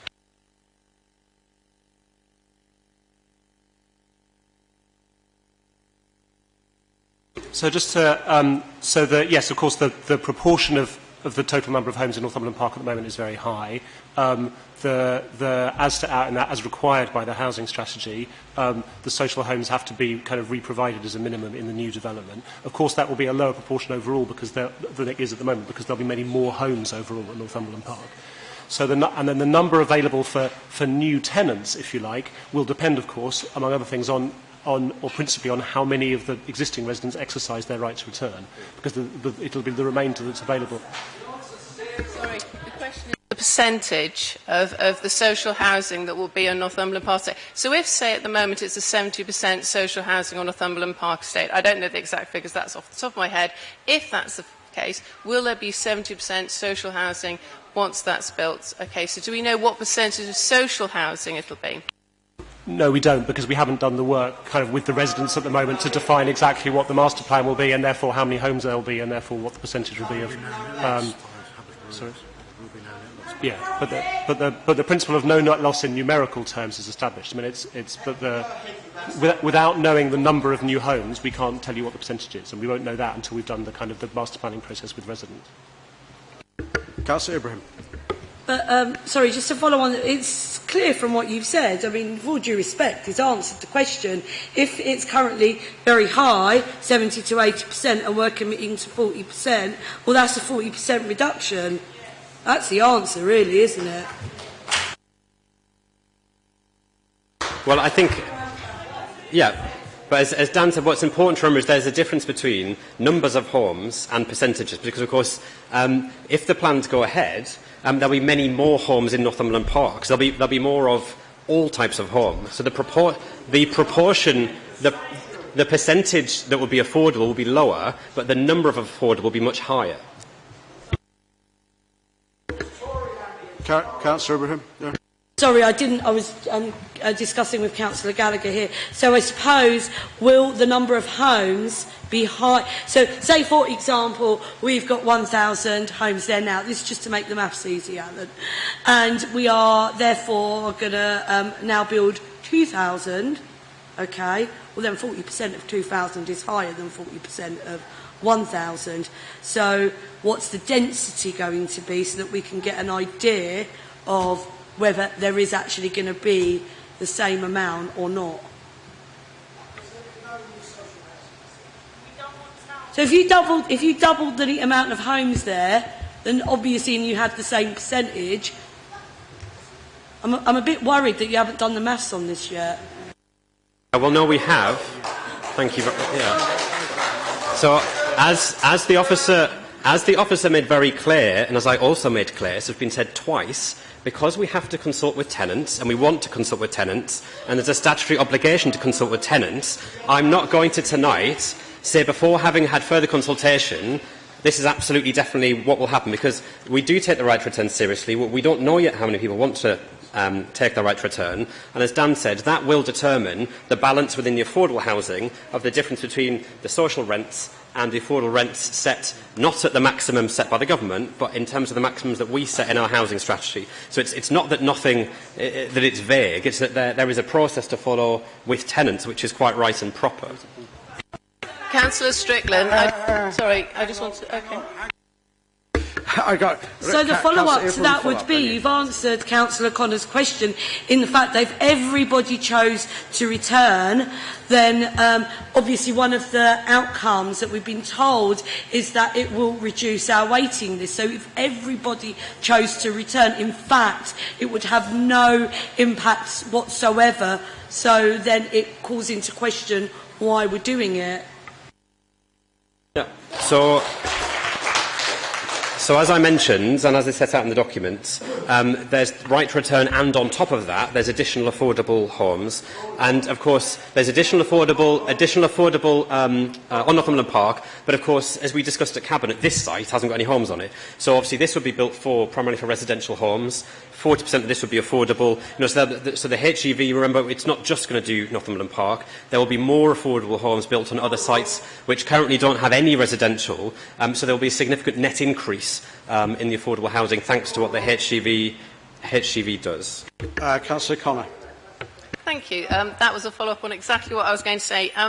The whole point was I thought that Northumberland Park, we were trying to keep the community, and to me, that's a huge amount of people there who require social housing. And Councillor Ibrahim's point about we've got huge numbers on our waiting lists, and yes, we're doing Cranwood as well in the first phase, but to be honest, there's 92 units incoming there. That's not a huge amount. So with all those potential 9,000 plus 3,000, it's a lot of people who are going to require social housing. So I really think this needs to be nailed down a little bit more firmly. Not affordable housing, but the actual social housing, the percentages on target rent that's going to go on Northumberland Park estate. So I think, as we've discussed previously in these meetings, the government essentially scrapped social rents. The government has not given out, and the Mayor of London has not given out funding for social rent since 2011. The government did in 2011 implement with the Lib Dems a new system for affordable housing where rents could be charged up to 80%. As we discussed many times in this room, as a Labour Council, we have said we do not think that's acceptable. We do not think Lib Dem housing policy serves anybody. Therefore, in the housing strategy, which was agreed at full council, as you know, there's a very simple grid in there which sets out by bedroom size what we think is the maximum reasonable rent, maximum. And that is used at planning is used in planning discussions. And that sets out that for most homes, particularly for family-sized homes, we want to see maximum rents that are well below 80%. Right, other points. So what, Councillor Ibrahim?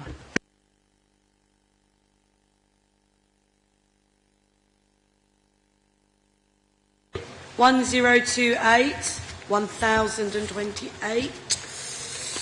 Where is it? It's on the service charges.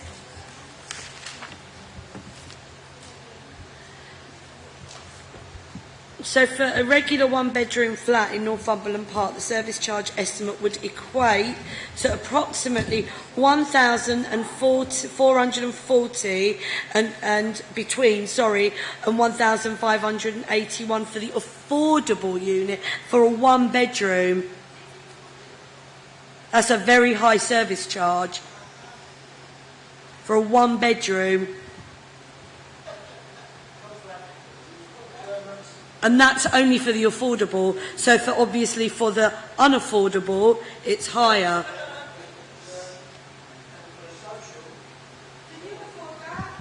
It's a lot of money for people who will be in social tenancies. Have we got a point on that?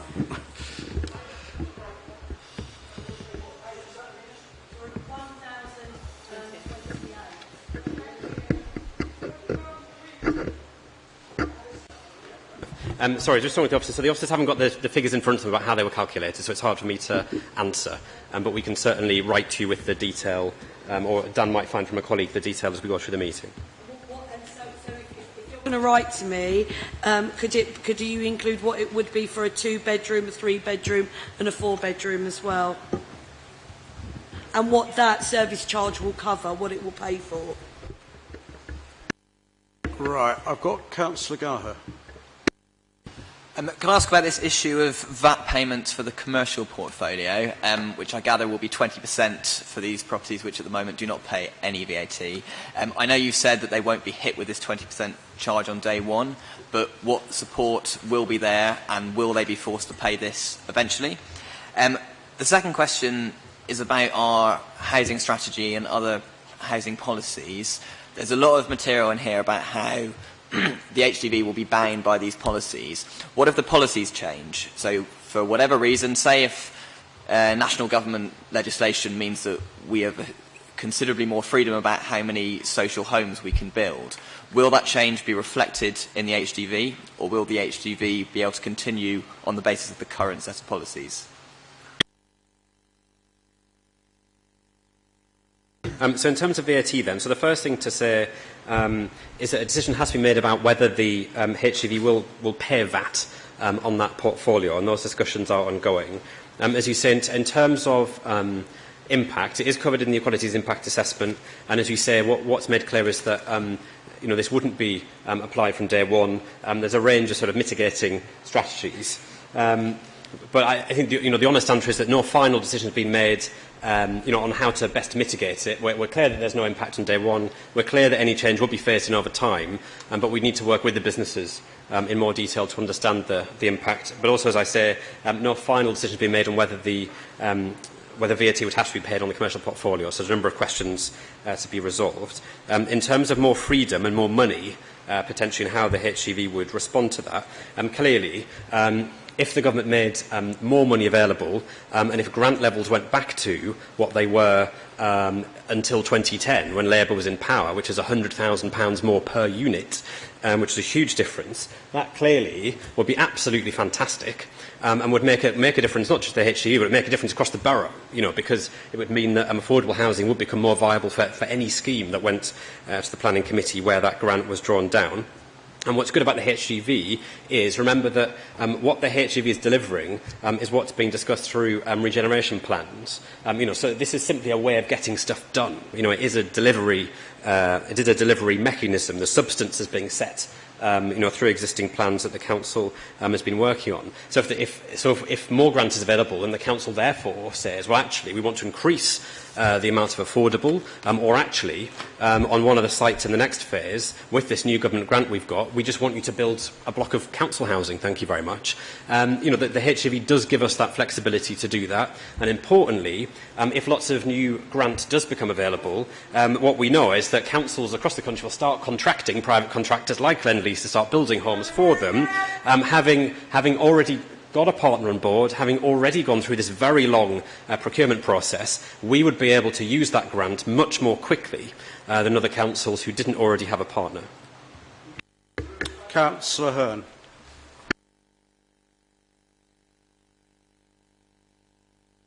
I've been a bit quiet. I've got several questions. Okay. The first question actually is in relation to governance issues and the board, and the role of the council and what support they are given to understand quite complex issues, because I know that we're quite a talented bunch, but I don't think there's anybody amongst us who really probably has the breadth of skills and understanding that you'll need to actually fight your corner equally on that board. And I'm wondering what thoughts have been had about how we deal with that, and are we sending in the minnow to fight with the shark, or whether there's going to be any kind of independent support for them.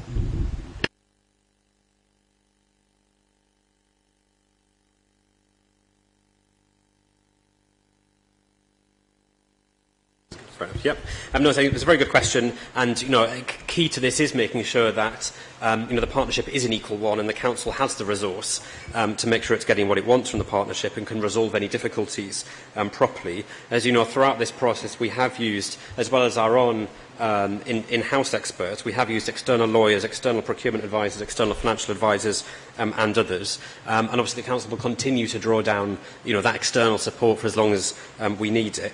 I would say that, while this is complex, council legal staff and councillors, do have some experience of other organisations that have links to the council and also have sort of varied governance structures. So in my first year on the council, I was the vice chair of Ali Pali board, but also on the board of Alexandra Palace Trading Company. There are a number of things which councils interact with which have multi-layered governance arrangements. In terms of the councillor member in particular, I think what's important is there'll be a team there. There'll be a senior councillor.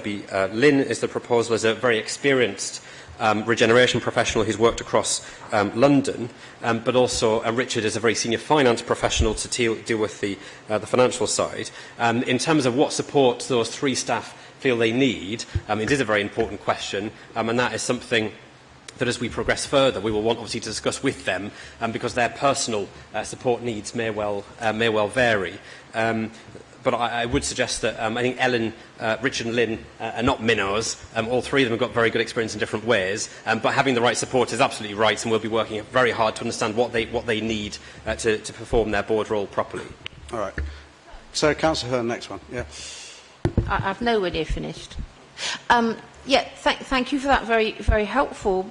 But with due respect, Lend-Lease is really quite different from the Ali Pali board and its various associates and various other places like that. And I think that the fear I have actually is that we're going to put a democratically elected councillor in a position where she's trying to make sure there's a democratic kind of like process, there's an accountability, and it's going to be very, very difficult.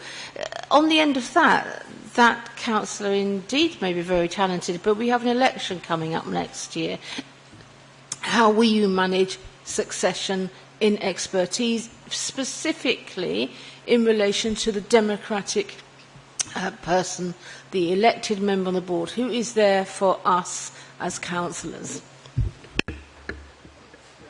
So I think what's really important to say is that the onus on making things democratic and accountable and transparent, the onus of that is not on the councillor board member.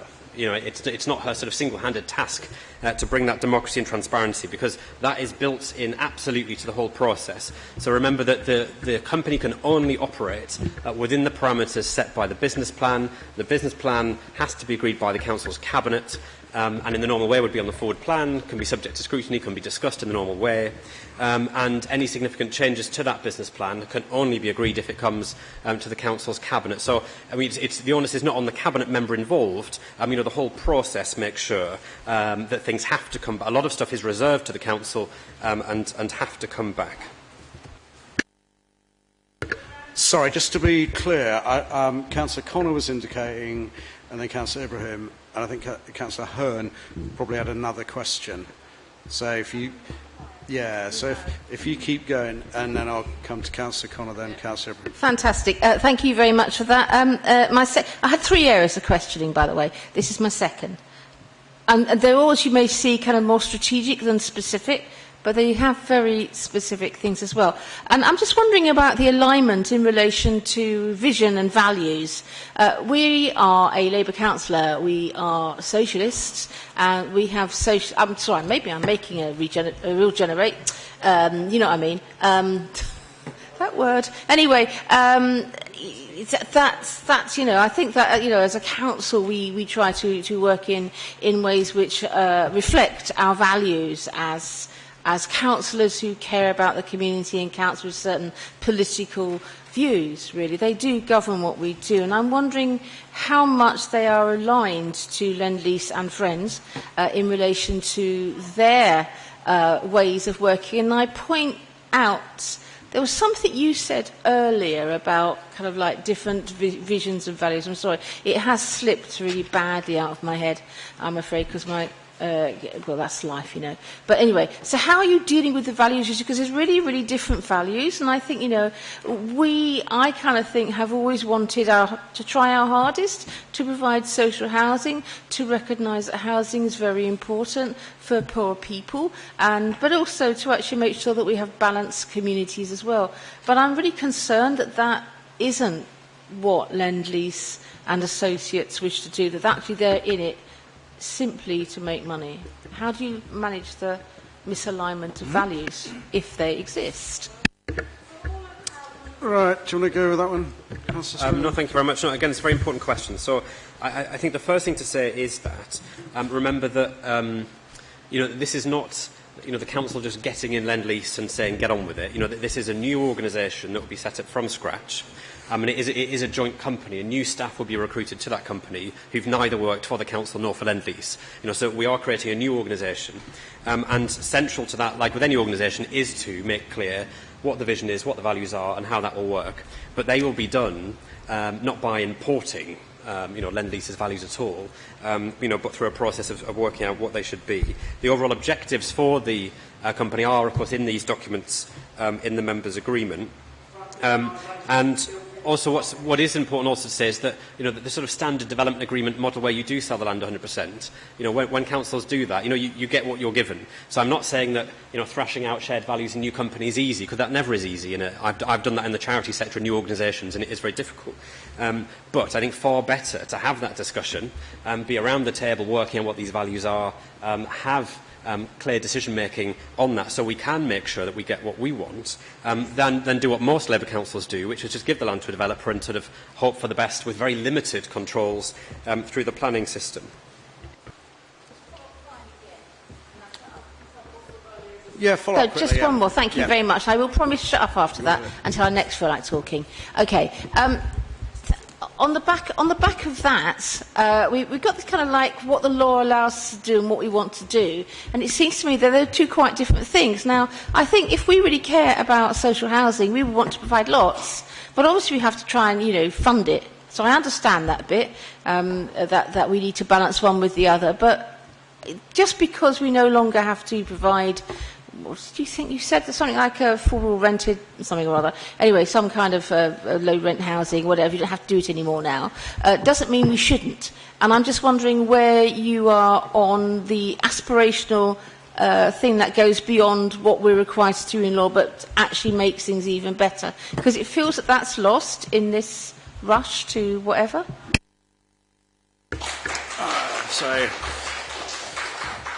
Councillor Strickland. Thank you very much. So it's not necessarily a question of law, it's a question of money.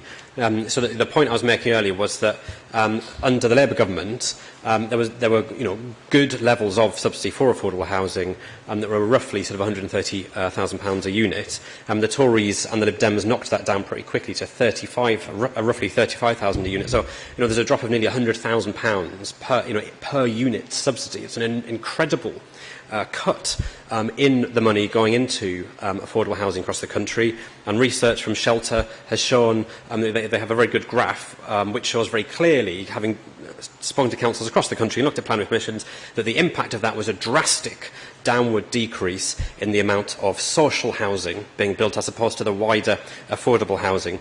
So as I mentioned, the challenge that we face at Labour Council is how do we get the best deal for our residents in a context where we have a government that couldn't care less, frankly, about affordable housing.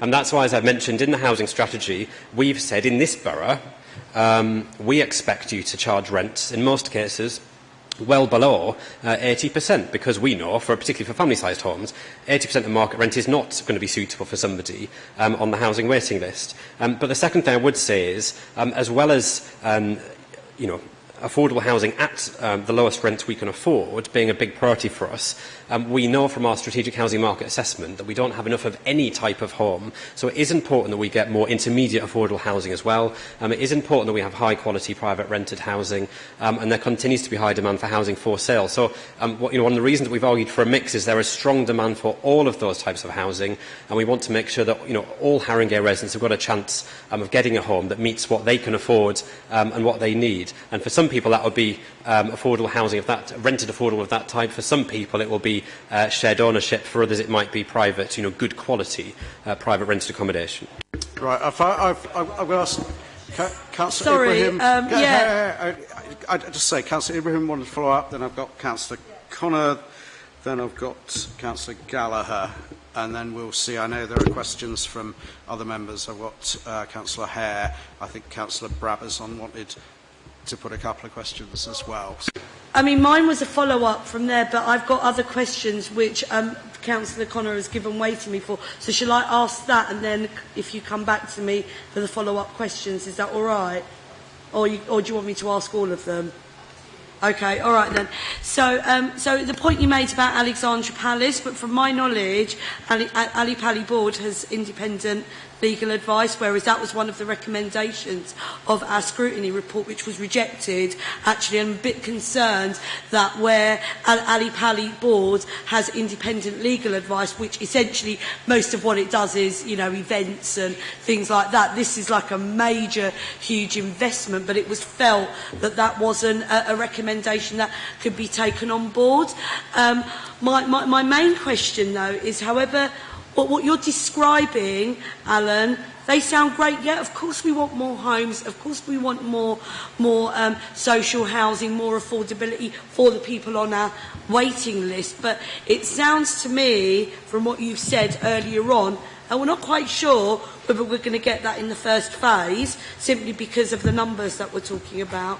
So my question there would be, at what phase would we be in a position where we'd have a net increase in the amount of people that we can house in those homes? But again, I suppose what lots of people's concerns are, and from what you're describing, these are all things that local authorities should be delivering, absolutely.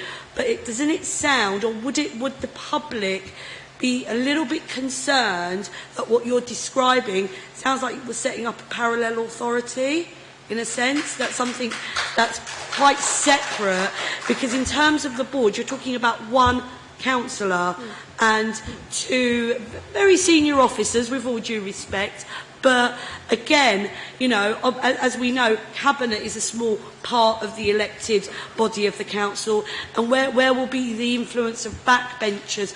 Where will be that direct accountability? It does feel like it's a parallel authority, and I've not seen from all of the research that we've done anything of this scale.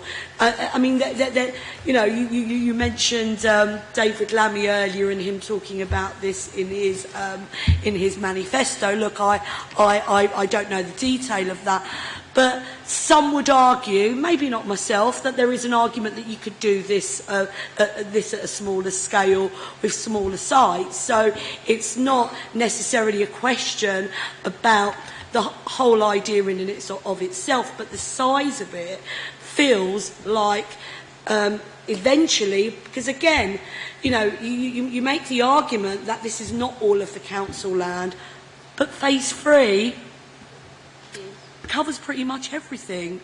It's a catch-all. No, Alan, it doesn't say everything it will go in. It does say sites that are later identified. You may not be here in 20, 30 years. Do you know what I mean? So there is a potential in there for this to be all-encompassing. It may not happen today, it may not happen tomorrow, but there does seem to be an allowance for that to eventually happen. Yep. Thank you very much. So Ali Pali, does have an external lawyer. They have a specialist charity lawyer from BWB, which is a specialist practice. But in the same way that this process is being advised by Scott and his team from Pinson's, who are specialist lawyers who deal with joint ventures and these sort of things. So I don't think it's the case that Ali Pali somehow got sort of more or better legal advice. And of course, the HGV no, I'm just getting to that.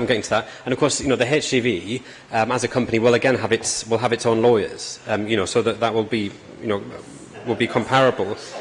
The second question, in terms of phasing and it being a parallel authority, I'm not sure it's really a parallel authority, because obviously the council retains all of its normal functions in the areas that would be regenerated. But I mean, what I would just emphasise again is that, you know, in the sort of standard development model, the council would have no control at all. You wouldn't have a parallel authority. You would just have a developer. So nobody's saying it's easy to form any type of partnership, but, you know, being in there, being around the table, being able to you know, veto things that we don't like, you know, puts us in a much stronger position than most Labour councils, and is one of the key reasons for this. As I mentioned earlier, you know, the way that the business plan is set up, the business plan can be agreed by the Cabinet, amendments can be made by the Cabinet. So, you know, major decisions and changes to decisions have to go through the whole democratic process of this council in the normal way, you know, with published papers and cabinet meetings and scrutiny meetings. So, you know, there'll be very significant opportunities for public scrutiny. I think it's not the case that there'll be a sort of parallel authority sort of doing what it wants. You know, there's very significant public control. And then in terms of your worry about, well, by phase 3, you know, is all of the council's land going in? I mean, I really can't stress enough, you know, that this isn't the case. So we're a very significant landowner. We own 17,000 social homes. We own libraries and leisure centres and all sorts of buildings. The vast bulk of which would not go into the HGV. Okay, so I've got Councillor... That isn't what I asked. Well, clarify your question very quickly, but I do want people to focus, please, because we need to get into private session. I didn't ask if everything is going in. I asked if potentially phase 3 allows for everything to go in, if that was the decision then. So as I've said, because, you know, the HGV is very flexible, you know, it's up to the Cabinet with the rest of the Council to decide what to do. But what I've said is I cannot imagine a situation where the bulk of the Council's landownings, which are 17,000 houses, libraries, leisure centres, all sorts of buildings, I cannot imagine a situation where the Council would ever take a decision to give all of that to a company. You know, so in terms of, is it likely that all of the council's land will be given to HGV? I can't see that happening. But as I say, all decisions about this have to go through Cabinet. Nothing can be done secretly about giving land, and land can only be given when a long list of conditions has been met. Councillor Connor. I haven't finished. Oh, okay. I'll come back afterwards. It's all right. Yeah. I just wanted to follow up on a question about VAT in particular. As this report notes, a lot of the small businesses are run by BAME people, so Black, Asian, multi-ethnic people.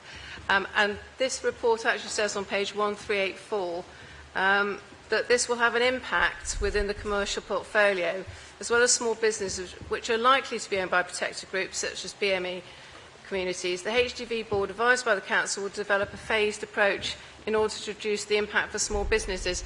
But from the reading of that, reading between the lines, is that people with small businesses were going to have a 20% increase in their rates. They are, you know, this is going to affect them. Now, it may be phased, but is there any guarantees from the HGV about how long that phasing will take? Because, of course, as a council, we don't have to do VAT, which is why small businesses are not paying it at the moment. But obviously, the HGV is a private, you know, entity, will have to do the VAT. So that is my first question. And the second question is on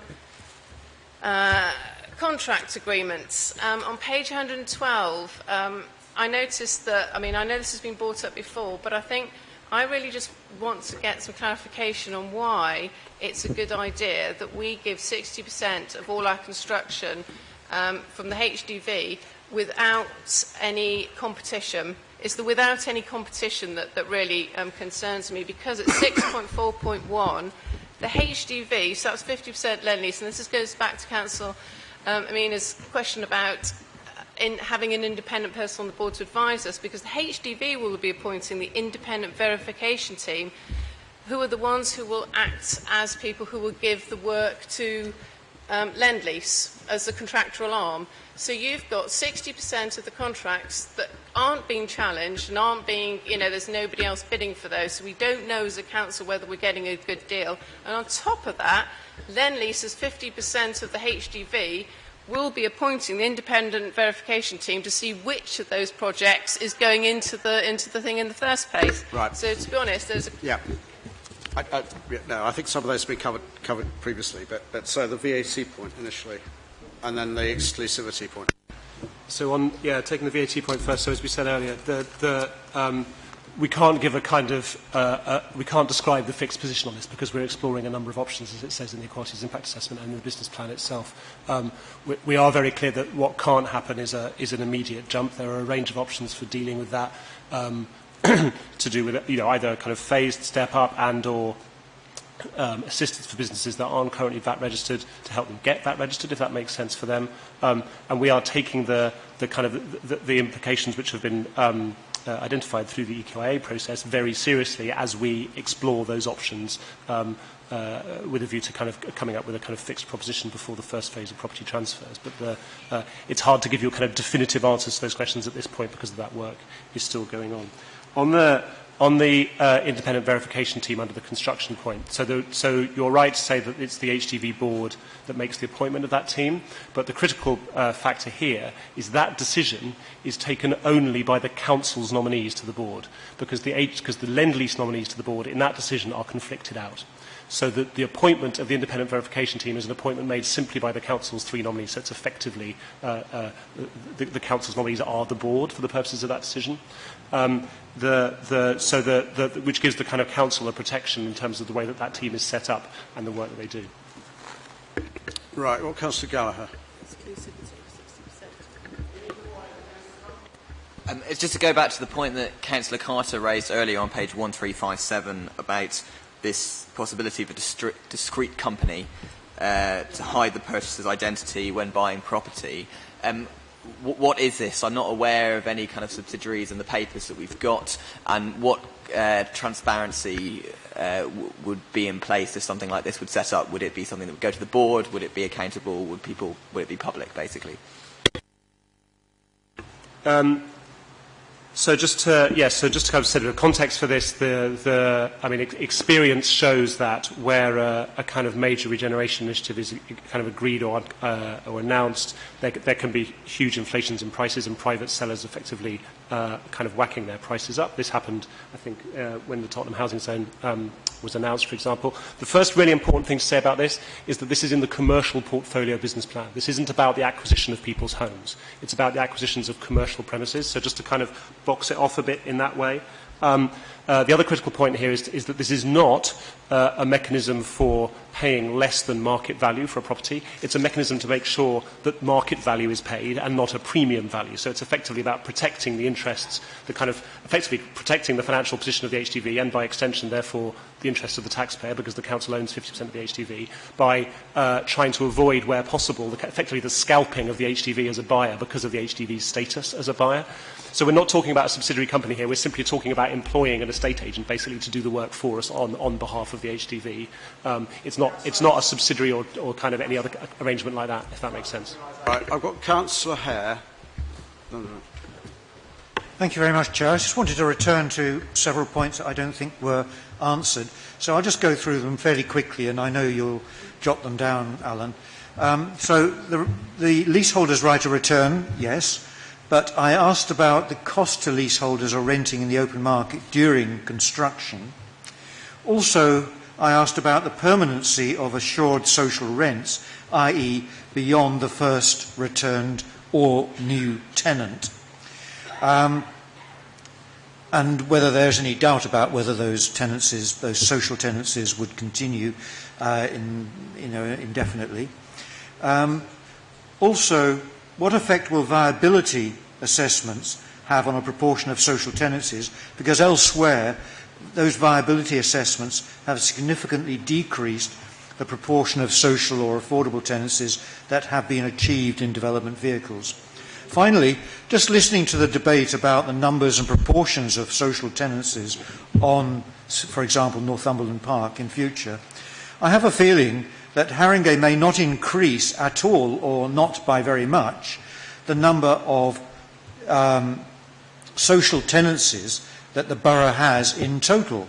In other words, what you will have increased is open market sale properties or the so-called affordable properties, but not necessarily the total in the borough of social tenancies. In other words, on the backs of massive disruption to social tenants, leaseholders, cost to leaseholders, I have a feeling that that's what you will have increased to really for economic reasons rather than just social or affordable housing reasons. So, Councillor, if I could just add then to your points, wrapping up, there was the question that Councillor Carter put, which I'm not sure has been covered yet, which is about the wind-up and wind-up costs and prices and arrangements for wind-up. So you might want to cover that point as well, which Councillor Carter put earlier on with the callers in, with the call-in. Yes, if I start and Dan will answer some of the other questions. So, in terms of social rents beyond the first tenancy, I'm pleased to confirm, no, that is in perpetuity. So those social rents are protected for the future. In terms of viability, the key thing, of course, is to remember that it is difficult through the planning process, and it is difficult at planning, as you know from your work on the committee, Bob. But of course, the challenge, for the council is you have essentially a private owner, a private company who owns some private land, coming and saying, on our land, we want to do this, and we've done the numbers, and we think all we can do is that. And, the council is always on the back foot in the planning process because we're the recipient of an application. Now, of course, the HGV is very different because all of those early discussions about, well, actually, what does the business case for this, the business plan for this site tell us the council wants, and what percentage of affordable has it asked us for? Is this a site where we have to do replacement social rent? Does the council, because of course on some sites we want business space, we want health centres, we want a school, so lots of stuff to factor in. And what does that mean for the viability? And the discussions about what is viable, how to tweak that viability to get housing up or job space up or whatever the priorities on that site, those discussions are had, not in a sort of distant office just to appear at the end at the planning committee. But of course, I had with the board, half of which are our colleagues who are operating within the parameters of the business plan that's been agreed. Now, that doesn't mean that viability is easy, and it doesn't mean that if the housing market crashes, that those discussions at board level are going to be straightforward. It doesn't at all. I'm not pretending this stuff is easy, but it does mean we're in the room, we're taking the decisions. And so if the council board members feel, well, actually, because of problems in the housing market or construction inflation, for example, which is a big problem, we actually think we might delay this phase or we might change the type of housing on this phase. That's absolutely within our gift to do and discuss and agree with Lendlease. So it does put us in a fundamentally different position. And in terms of the contrast you drew on between social rent and affordable rent, I absolutely agree that this is an important contrast. But as I said at the beginning of my comments, and I wasn't being facetious, it is the case, it was possible for councils and housing associations and others to build at social rent levels when the grant per house was drastically higher. And it is a fact that that grant was slashed by about 100 grand per house by the first Lib Dem Tory government, by the coalition government, and since then it's been incredibly difficult, which is one of the reasons why people have built at the so-called affordable rents, and as I mentioned earlier, why we've tried as hard as we can as a Labour council to mitigate those higher rents and say we will not accept 80% on most flats. We want something lower that is affordable and that can be claimed on housing benefit where people are getting housing benefit and is more reasonable. So we've been doing our best in a difficult financial environment. Dan will then pick up the question on leaseholders renting and the wind-up clause. I'll let them answer that. They just didn't answer my question, that's all. Which question was that? I asked about the total social housing. Yes, I think would it increase or not? It was not a debate about policies of governments, and I suspect there's been a housing problem long before the last coalition government. And we'll continue I think that point has been covered, but I'll let Dan was going to do the leasehold one and come back on that one if you need to as well. Just very quickly answer that point, the amount of social housing will go up. On wind-up prices, so there's quite a detailed set of definitions in the members' agreement which describe exactly how the price payable for effectively a buyout by the council of Lendlease in the event of it being wound up is calculated. I mean, all these terms are defined either in the in the definitions part of the legal agreement. I think they're also defined actually just in the clauses that just precede the clause that Councillor Carter quoted. But the point is that where, at the winding up of the HDV, the Council buys out some or all of Lend-Lease's interests in the HDV assets, and the Council will always have the first kind of refusal on doing so. That price is kind of independently set, and then if it's a kind of no-fault divorce, if you like, that's the price the Council pays. If the termination is as a result of Lend-Lease defaulting on the terms of the members' agreement, then effectively the Council has the right to buy at a discount to reflect Lend-Lease's default in the agreement. Similarly, if the Council has defaulted, then the Council pays a premium to kind of reflect the Council's position in that setup. But all of those terms are defined within the agreement in quite some detail, both kind of what they mean and how they are derived. On the question of the leaseholder right of return, so as set out in the estate renewal, rehousing and payments policy, there is a standard part of the package available to all tenants and leaseholders affected, a kind of standard home loss and disturbance payment. Now, I think kind of we'd accept that that wouldn't cover all of the costs associated with the particular situation you described. But in a way, this is a good illustration of why the prioritisation of single move is so important. Is that actually, if you can pull off in an estate renewal, and it's quite a big task, but if you can pull off in an estate renewal and a situation where you're doing a single move, so either someone's exercising their right to return, so it's a single move within the estate, or they're not doing so it's a single move to somewhere else. It's as Julian explained earlier, is in the interest both of the Council and the HDV, but also the tenant or leaseholder affected. Right. Councillor Brabazon had a couple of points to make, a couple of questions to ask, and Councillor Morris as well. Well, don't bear in mind the time and the fact that these are questions as well. Quite a while, and I do want to say, first of all, I've been a member of the Housing and Regeneration Scrutiny Panel and seen this through from beginning to where we are now. And I've come to ask questions tonight, albeit this is not a Labour Party call-in, because the issues facing us are so great, and because I think it is important to clarify every single area, and I rely on Lord Nolan and the first principle of public life, which is integrity. So, there we are. The first thing I'd like to say is that related to the member agreement that you just talked about, Dan, you've said that it's the member agreement, paragraph 27.2.4 or something. Is that right? Yes. I've got to find it. Can you tell me the page on the white pages? So I don't have the yellow pages. So what page are we on? 27.2.26 and .24. I read this, and it seems to me that it doesn't quite correlate with what you were telling me when I sent several member inquiries related to the penalty clauses should this fall apart, should this be wound up. Because I've been told several occasions, well, there are no penalty clauses. But what you've just said is that there are some penalty clauses. And if you look at 27, is it 27.2.7, even though there are some exemptions here, what this seems to suggest is that the Council would have to pay under certain circumstances. And the questions we've been asking is how much would the Council have to pay if this falls apart? This is a £2 billion agreement. It is a 20-year contract. If this falls apart, if there may be a change of administration, Liberals may win the Council, who knows what's going to happen in May, Labour government, who knows. Were this not to be viable anymore, or you fall out, although Alan says, I know that it's 50-50, which means we have control, we were advised in our scrutiny that all it was about was frustration, that was really what 50-50 was about.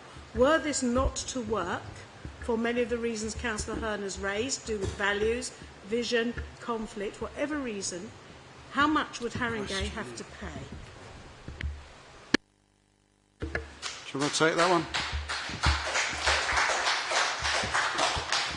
So this is, I mean, we're kind of risk of getting into a kind of legal terminology discussion here, but I guess the distinction here is between a penalty clause, which is effectively a fine that one contract party pays to another, and what's described here, which is the price that's paid by the council for an asset at the winding up of the HDV. So there is a kind of a premium attached with certain circumstances where the council has defaulted on the agreements. Obviously, it's within the council's control as to whether it defaults on the agreements, but if the council defaults on the agreements, there is a premium payable. But that's not the same as a penalty clause in, say, a traditional PFI contract, where you're effectively just kind of paying a fine associated with a contract.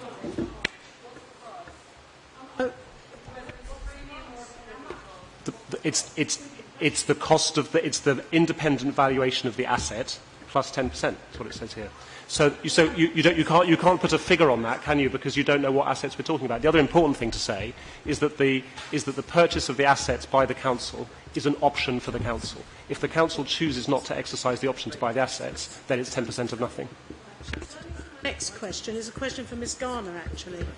I'd really like to know.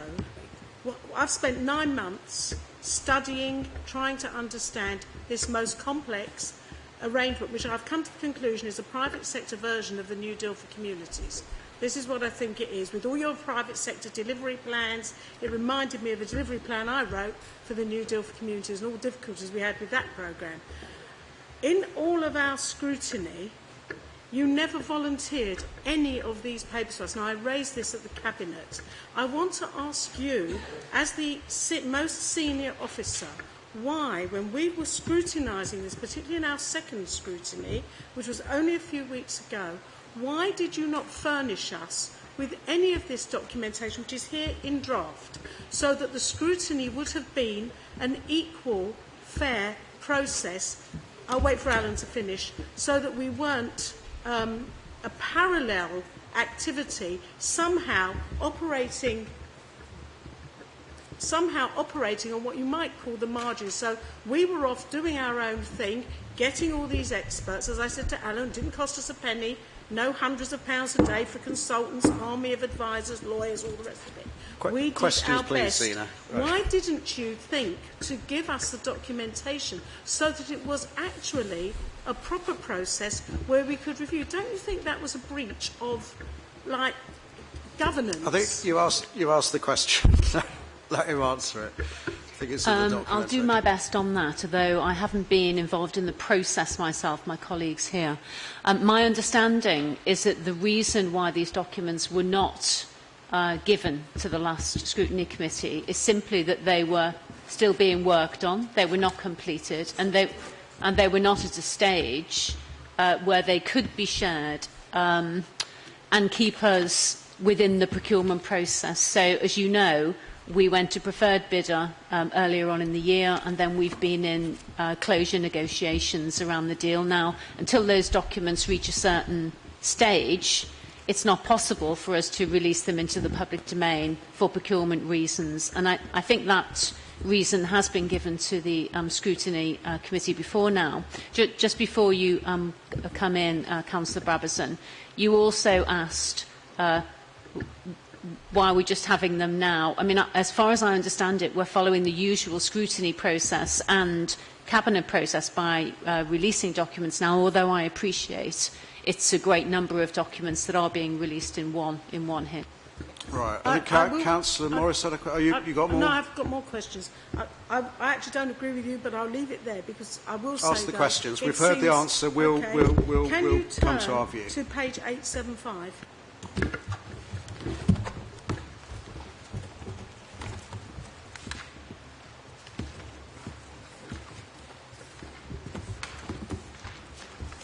There's a map. There's a map on page 875. Indicative Northumberland Park distinctive neighbourhoods. Now, you know from my questioning to the Cabinet that I asked questions about the property list that is on page 992 that is included in the public bundle. So if you could put those two things together. What it says on this new indicative neighbourhood is they've got an area called the Almond Road Park and Northumberland Park, which I assume are open spaces. So my question to you is, do the people who live on Almond Road, which I assume where Almond Road Park might be, know about your plan for a park? Are their homes at risk? I asked 2 weeks ago if they had got any letters, if they'd been told, if they'd been consulted. And what is very apparent, but these are complex questions. I know you want me to hurry, but these are really complex and serious questions, Charles. At the Cabinet meeting 2 weeks ago, I asked if these residents whose addresses are all in the public documentation had had any letter or any indication of what might happen to their homes. The maps in this this delivery plan on page 874, and again I think on 878, and then I think somewhere around about 985 or 986, superimpose demolitions on this map. I'm not clever enough to superimpose one map on the other, but my question to you is, you must already have plans about if this is in the delivery plan, in plain sight, what you have in your minds about what homes are going to stay and what's going to go in relation to the demolition table, which is on page 985. And so, Chairs, questions to... Yeah, have you consulted with anybody? You've asked that. I haven't had any response to my letter asking for the letters. If not, how can you say in this documentation that consultation, which is all through these delivery plans, I've written a load of this waffle myself, how much of this total commitment from the HDV and Lend-Lease to public consultation is true if you haven't told people, even now, with your drawings, that their homes may be, I don't know that they are, may be at risk? I think they've got the question. The more succinct you make it, the more we actually get through. Zena. Oh, sorry. Thank you for your question. So, well, as you can see from this very vague map, this is very, very highly indicative. This is not a detailed plan. It's, as you say, it's just a phasing. I'm trying to answer the question, I'll get to that. It's just a broad outline. If I can finish the question, in terms of what's happened with residents and discussions with residents and consultation and engagement with residents, as I mentioned earlier, there's been significant consultation in Northumberland Park. Firstly, starting with the Tottenham's Future consultation, which is broadly about what do you want to see, where people talked about homes and jobs and other facilities. There was further consultation through the Area Action Plan, which is obviously part of the local plan, and that includes some key principles for this. There was consultation as part of that on master plan principles for the area, and of course there was consultation on site allocations for various sites in this as well. So there has been various formal consultations, but as I mentioned earlier, Chair, there are full-time staff working in Northumberland Park talking to residents. So, as well as formal consultation, there's been throughout that process of regular engagement with tenants and leaseholders and residents, and that continues to this day. And officers continue to meet residents and work with residents in various ways. So, there has been a series of engagements and a series of consultations. Right, and so there's a list of specific properties. I think Councillor Brabazon. Well, I think Councillor Brabazon was saying. I'd like to come back. Hang on, please. I'm chairing this meeting. I was saying, I think the point you were making was there's a list of properties. You asked, do those people know they're in this list, or are they going to be demolished, or what's going to happen to them? Is part of them going to be made into a park, whatever? I don't hear an answer to that, actually, at this stage. So if you want to come back on that point, that would be very helpful. I think what we're looking at here is a high-level indicative plan for what might happen. So Almond Park, as I understand it, doesn't exist at the moment. This is simply an indicative plan. So In the plan, in the documentation, it describes Almond Park. It talks about some other Northumberland Park neighbourhood. It's there in the writing, in the text. And I would point out that the properties HGV Category 1 development portfolio are all freehold properties, presumably in private ownership. You're talking about demolition of private homes. My question is, do any of these people, if I went and knocked on any of these doors and I asked these people, have you had a letter telling you that your home is possibly, I'm not saying it is, but possibly might be demolished? And I looked up Almond Road, if I may take that as an example. I went on Google Street View because I don't know where it is. It's just terrace houses. So it's all in private ownership.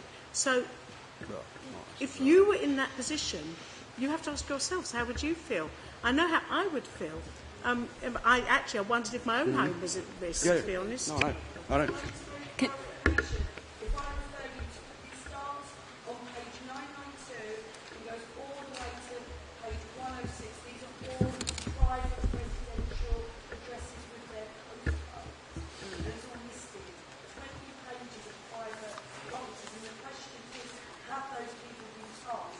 I should have done that on the microphone. Have the people on these 20 pages of private residential properties from 992 to 106, and just to clarify, their postcodes are there, their door numbers, have they been told that they've effectively been redlined? Yeah. The list of properties is a list of properties that the Council consulted as part of its Tottenham AAP process, which it's required to do for statutory consultation purposes. A letter was sent to every property on that address, every property on the list, because we are required to do that when we include a site allocation within the Tottenham AAP. Now, the red line we see in the indicative plan, or indeed the red line that we're familiar with within Northumberland Park, as designated to potentially go into the development vehicle depending on the decision the Cabinet makes, is part of a site allocation, all of it, in the Tottenham Area Action Plan. And so the Council is statutorily responsible for speaking to every single household within that site allocation. And we have done that, and that, as I understand it, is why the list is in the document in the way that it is. Okay, so I've got Councillor Morris. You've got one more. Go on, Sina. Related to the service charges which were raised before, can you clarify, that's on page 1035 or something, I think, the service charges that are listed for Northumberland Park, I think it's page 1035, I can't quite remember. Oh, 1028, I beg your pardon. On 1028, Councillor Amina read those out. I wanted to ask you, are these... Lend-Lease make a big thing about being tenure blind. Are you tenure blind when you come to service charges? So would people on housing benefit who are having to pay rent have to pay these service charges? So it does say here that the service charges will be slightly different depending on the tenures. I mean, the service charges can only legally be charged for services provided. The accepted practice is that the understanding, if you like, and this of course can be the subject of consultation with the residents, is that the private tenants might be willing and able to pay for a range of services that perhaps affordable housing tenants would not. I mean, it's clear here that these are estimates. This is subject to a lot more further work. But the principle of that service charges can only be charged for services provided, and that there might be a case for providing different service charges based on different service profiles to different tenures is fairly well established in new housing developments. So, Councillor Morris. Thank you very much. I'll promise I'll be quick. One of our call-in points was there would be limited opportunities for members to scrutinise the HDV. On page 16 of the papers, point 5.15, it states that councillors we'll be able to approve annual updates of the strategic business plan, the social and economic business plan, and the commercial portfolio plan. This, in our view, is not regular enough. A great deal can happen in a year.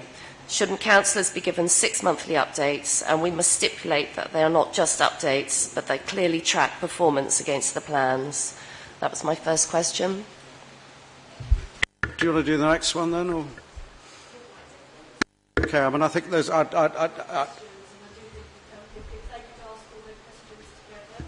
happy.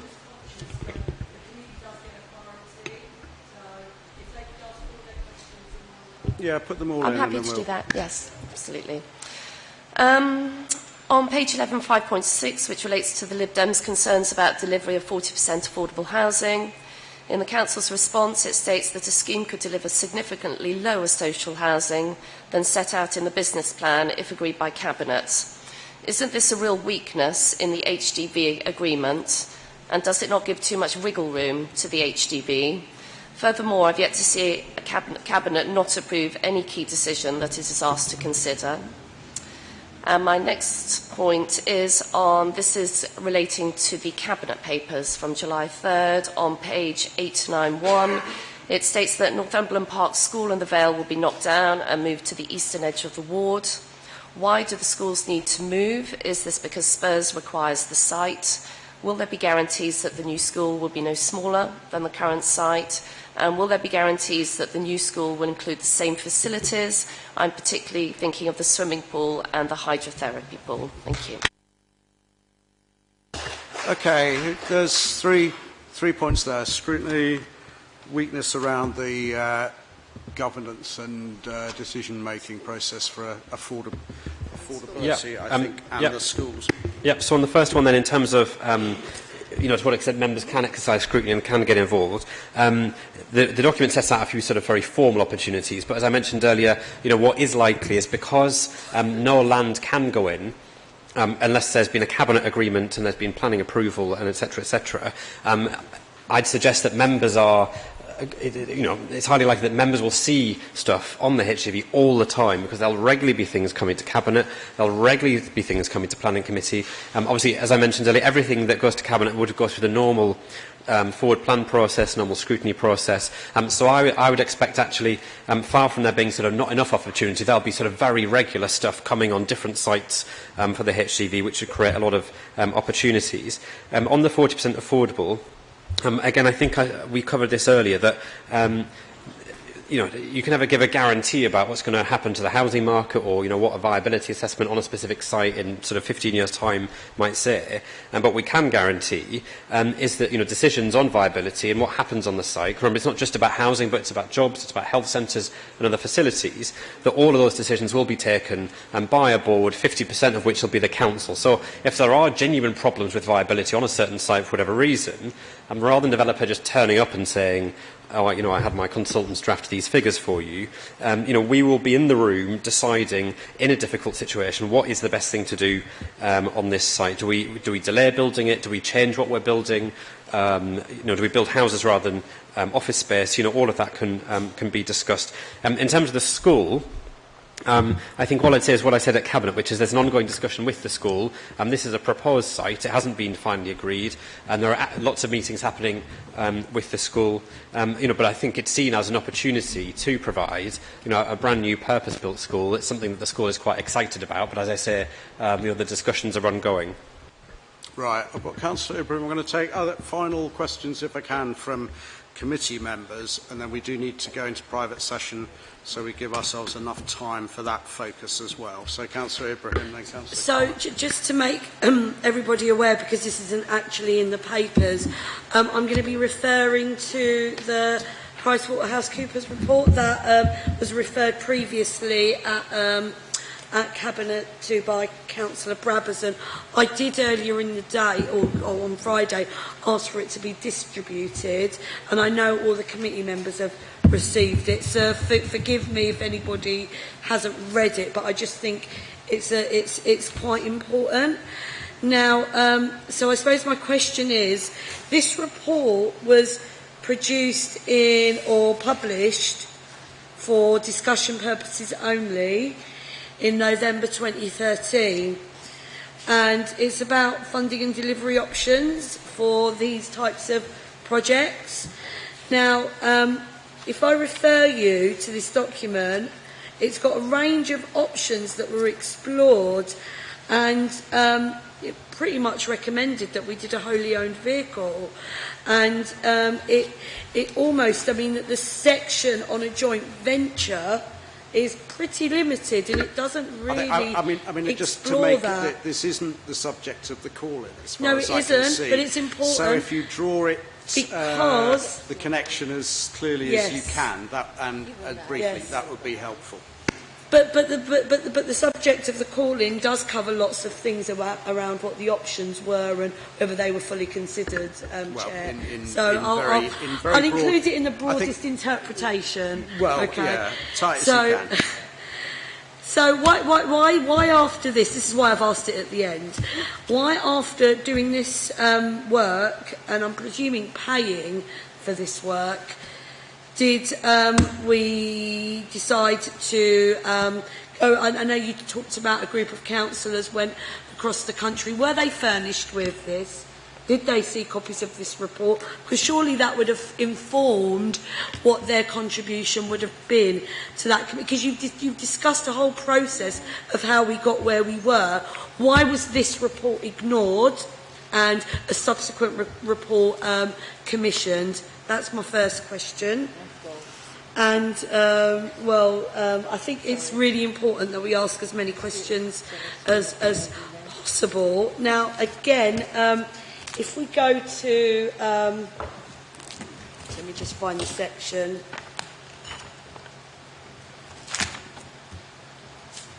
Oops.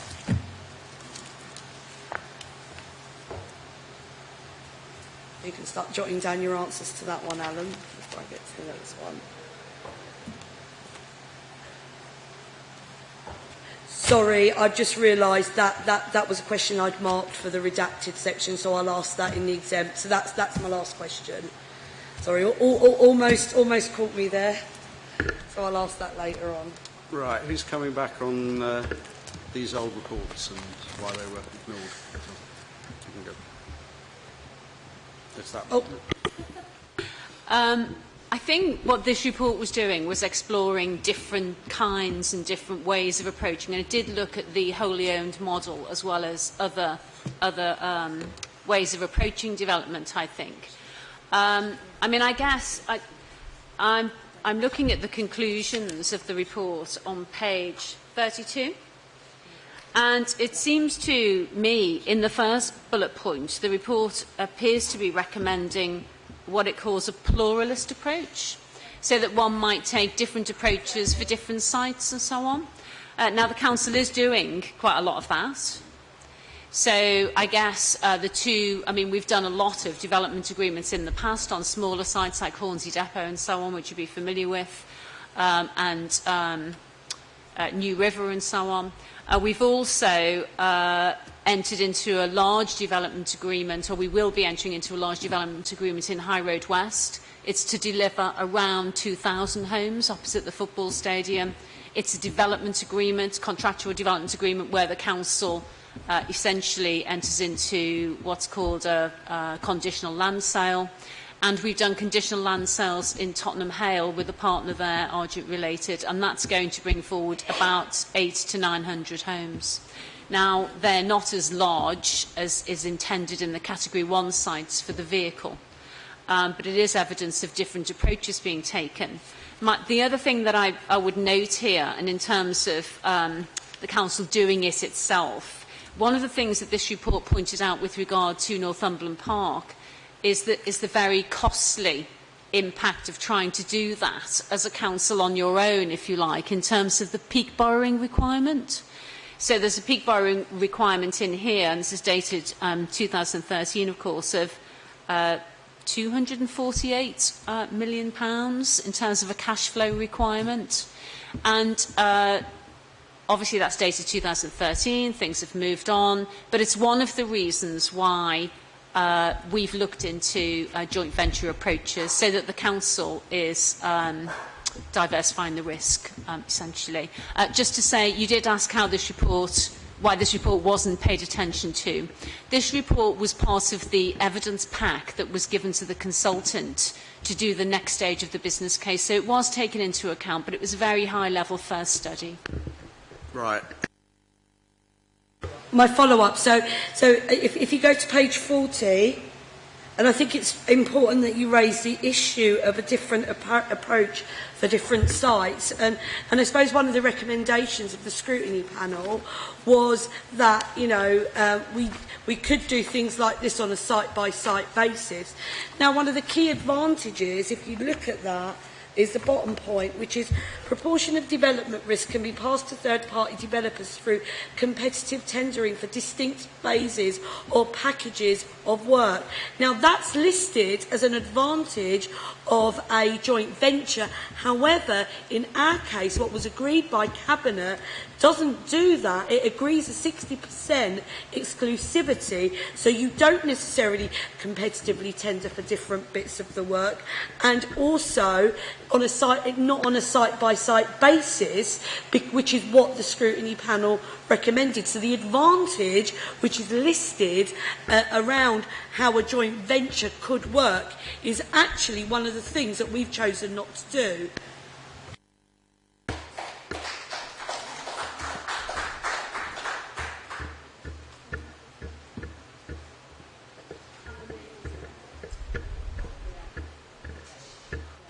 And so, if our joint venture, the Haringey Development Vehicle, chose to take that approach for a site, then it could make that decision.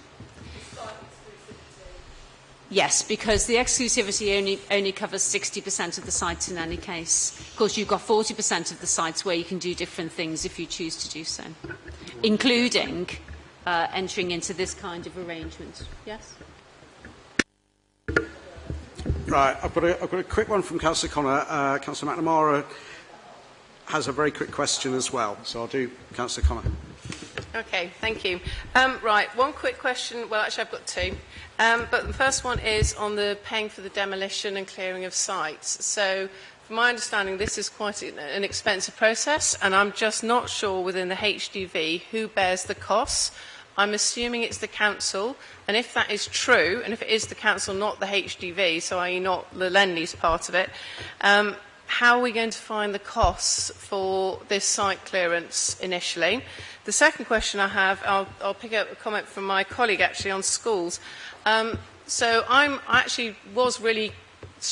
I thought it was quite strange that the Northumberland Community School and the Vale, which is a school for children with special educational needs and, you know, autism, learning disability and all sorts of different physical disabilities, and learning difficulties, it's moving. That school is going to be a really big thing. One's got a hydrotherapy pool for the Vale, and the other part's got a swimming pool. So, and it's right in the centre, it's right in the middle of the community, and putting it right on the eastern side, I really didn't understand why you would take it from a central site and plonk it right out on the eastern edge. So that's my two questions. Thank you.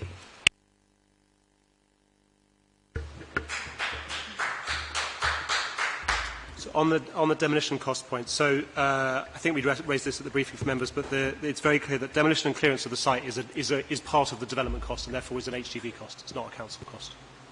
It's part of the HDV's cost of development. So it's in the same category as then the costs of building on the cleared site. And in terms of the school, I think I haven't got much to add to what I said earlier, which is this is a proposal for discussion. There's an ongoing discussion with both schools, and nothing is finalised yet. So clearly both schools would have to be satisfied with that site, otherwise it couldn't happen. Right. So, Councillor McNamara, last one, but then we will move into private session. Chair, I've got a couple of things to say, and I'm going to be very rapid. Okay.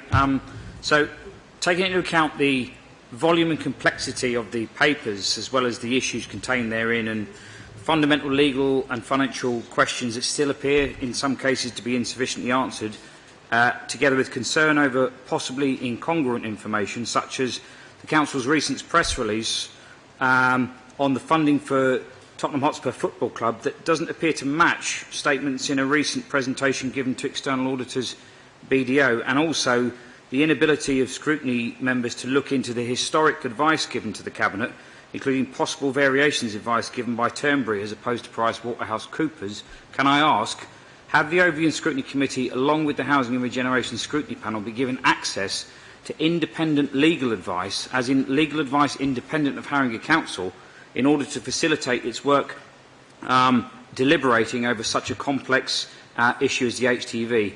And has independent legal advice been provided to Overview and Scrutiny and Housing and Regeneration Scrutiny Panel members with regards to whether all papers deemed as exempt or commercially sensitive indeed should be? And if so, when did that occur? And lastly, do all Overview and Scrutiny Committee members genuinely believe they've had enough time to properly scrutinise the Cabinet decision of July the 3rd on the HTV?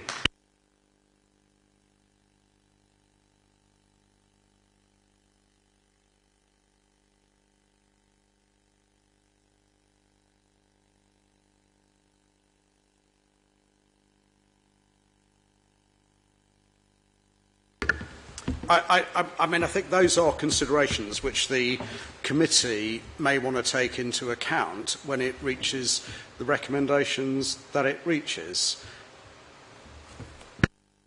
I'm going to move into private session. I'm not, to be absolutely honest, I'm not sure whether we move out or we ask the gallery to move out. We can move to committee rooms 1 and 2 to deal with these matters, which yeah. No, I know. Sorry. Go on. No, I did just say these are matters which we will need to take into account when we consider our recommendations, and I think that's right. Now, thanks. I do, have to formally put the recommendation that we move into private session. Is that agreed? And we'll move into committee rooms 1 and 2 to do that. And we'll sort of adjourn for a few minutes as well while we do that.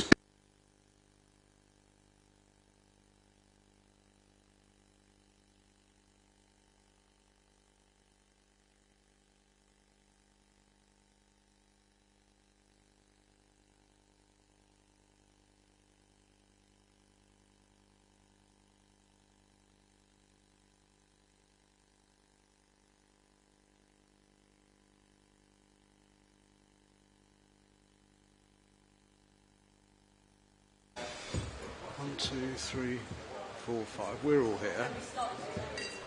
Philip's got the webcam going. We've got the webcasting started. Yep. Where's mine? Dropping all the exam papers off in the cupboard. I'm sure it's fine to stop that. Okay, sorry. Can we reconvene, please, in open session?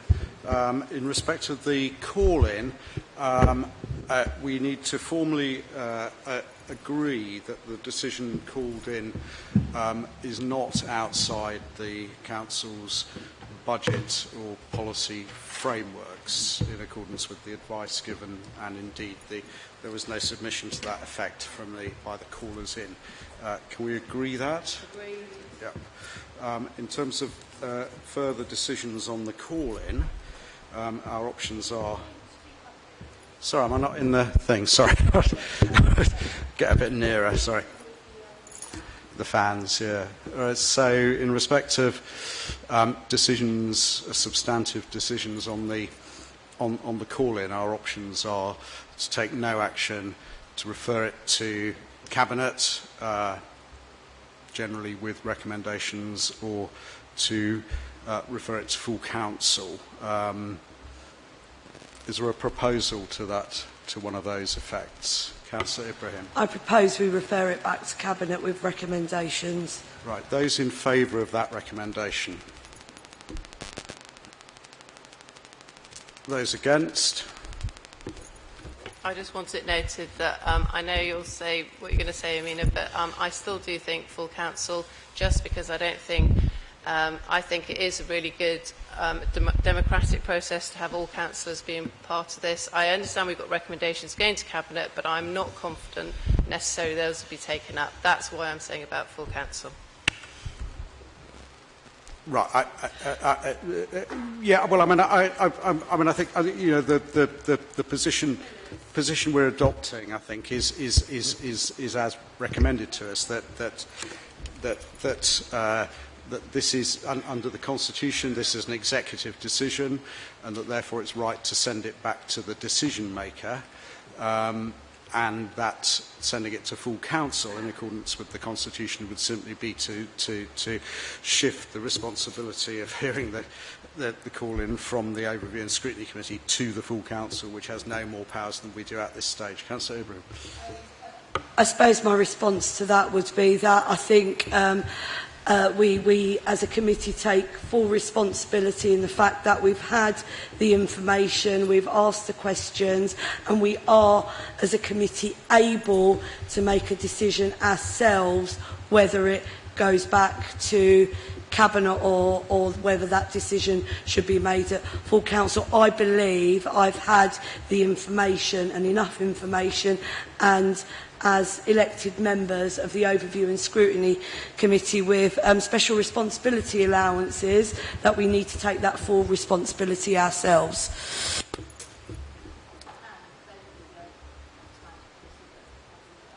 Good, thank you. I think that's a clear position we're adopting for the minutes. In terms of recommendations, then to Cabinet, we have a number.